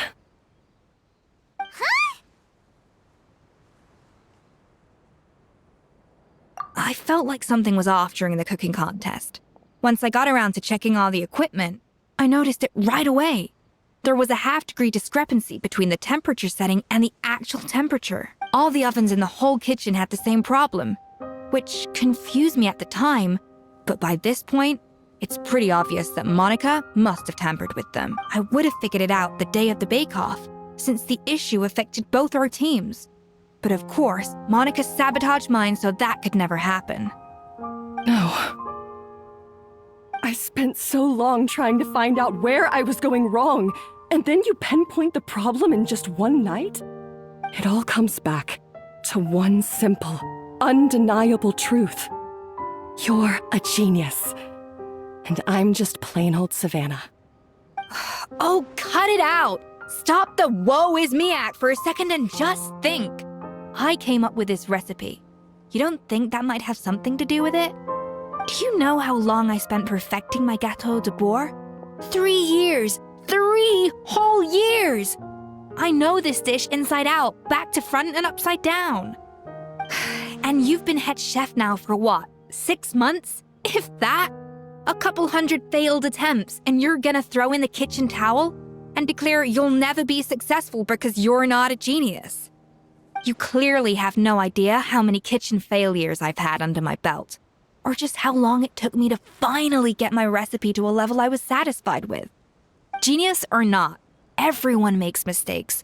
Modeste did, Savelli did, everyone does. You're only a lousy chef if you don't face up to your mistakes, learn from them, and then keep chipping away until you crack the problem once and for all. Surely you haven't forgotten all that. You were no lousy chef back when I handed you the reins. I haven't forgotten. And I'll make sure I never do. That's our head chef. Ha ha! Sounds like we won't need another changing of the guard in the Hotel de Bord kitchen. What a perfect ending to... So you got your mojo back now? Yeah. Thanks to you, Escoffier. In fact, no. Thanks to all of you. Aw, friends again. So nice to see... Good. So now that's out of the way. It's time for payback. You cheated in our last bake-off, and I demand a rematch right now.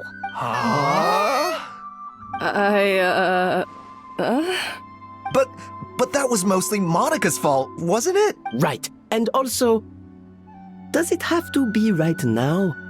Savannah's only just got her mojo back, and you barely escaped from a death trap. No excuses. So grab your spatula and get ready, because this rematch is happening today. Hey, so, this whole time you were salty about losing? The second cooking contest commences now! This time, no more games, and no holding back!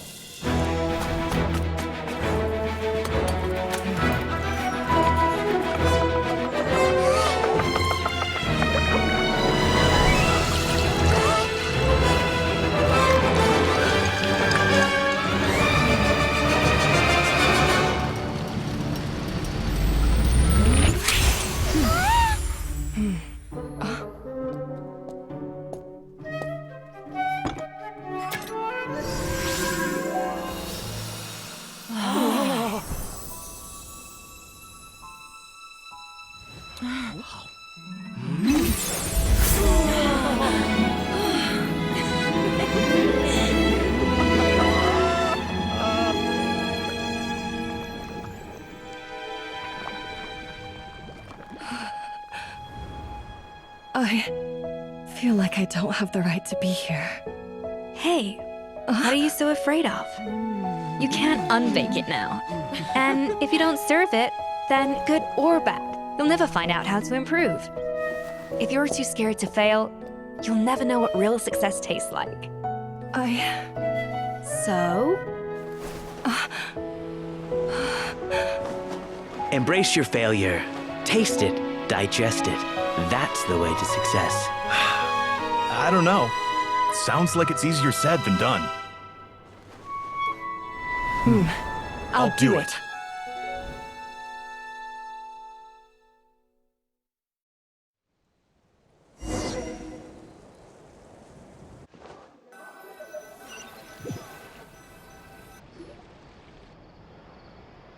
The results are in! A landslide victory for Escoffier! Quite rightly, too. Oh yeah, look at that! Savannah looks pretty chipper too, considering she lost.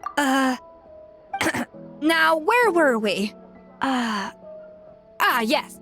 Do you have any more questions for me? After, I thought Navia would have filled you in. And actually, I said all this to Savannah before I left. Although, as we saw, I don't think any of it sank in. I had two reasons for leaving. One was the food safety incident, of course. But the other was that the Hotel de Boer had reached a point where it didn't need me anymore. So I decided to step down and look for new opportunities to improve myself.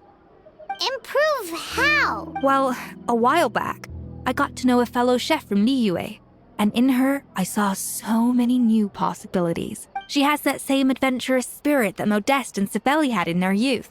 Slime mucus, lizard tail, there's a whole world of new flavors out there waiting to be explored, hiding away in ingredients we overlook.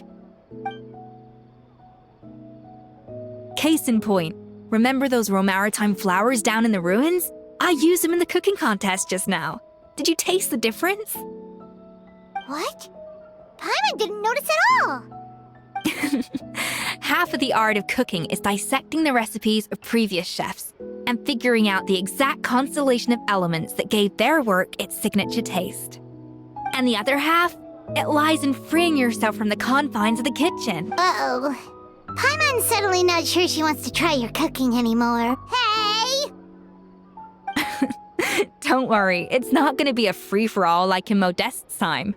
Before I put anything into my food, I'll obviously do my research, make sure it doesn't contain any harmful substances. In the meantime, take this. It's a recipe for Petit Gâteau de Bourg revised version. I tweaked it to suit your needs as busy adventurers. Hope you enjoy, and remember, feedback. All right!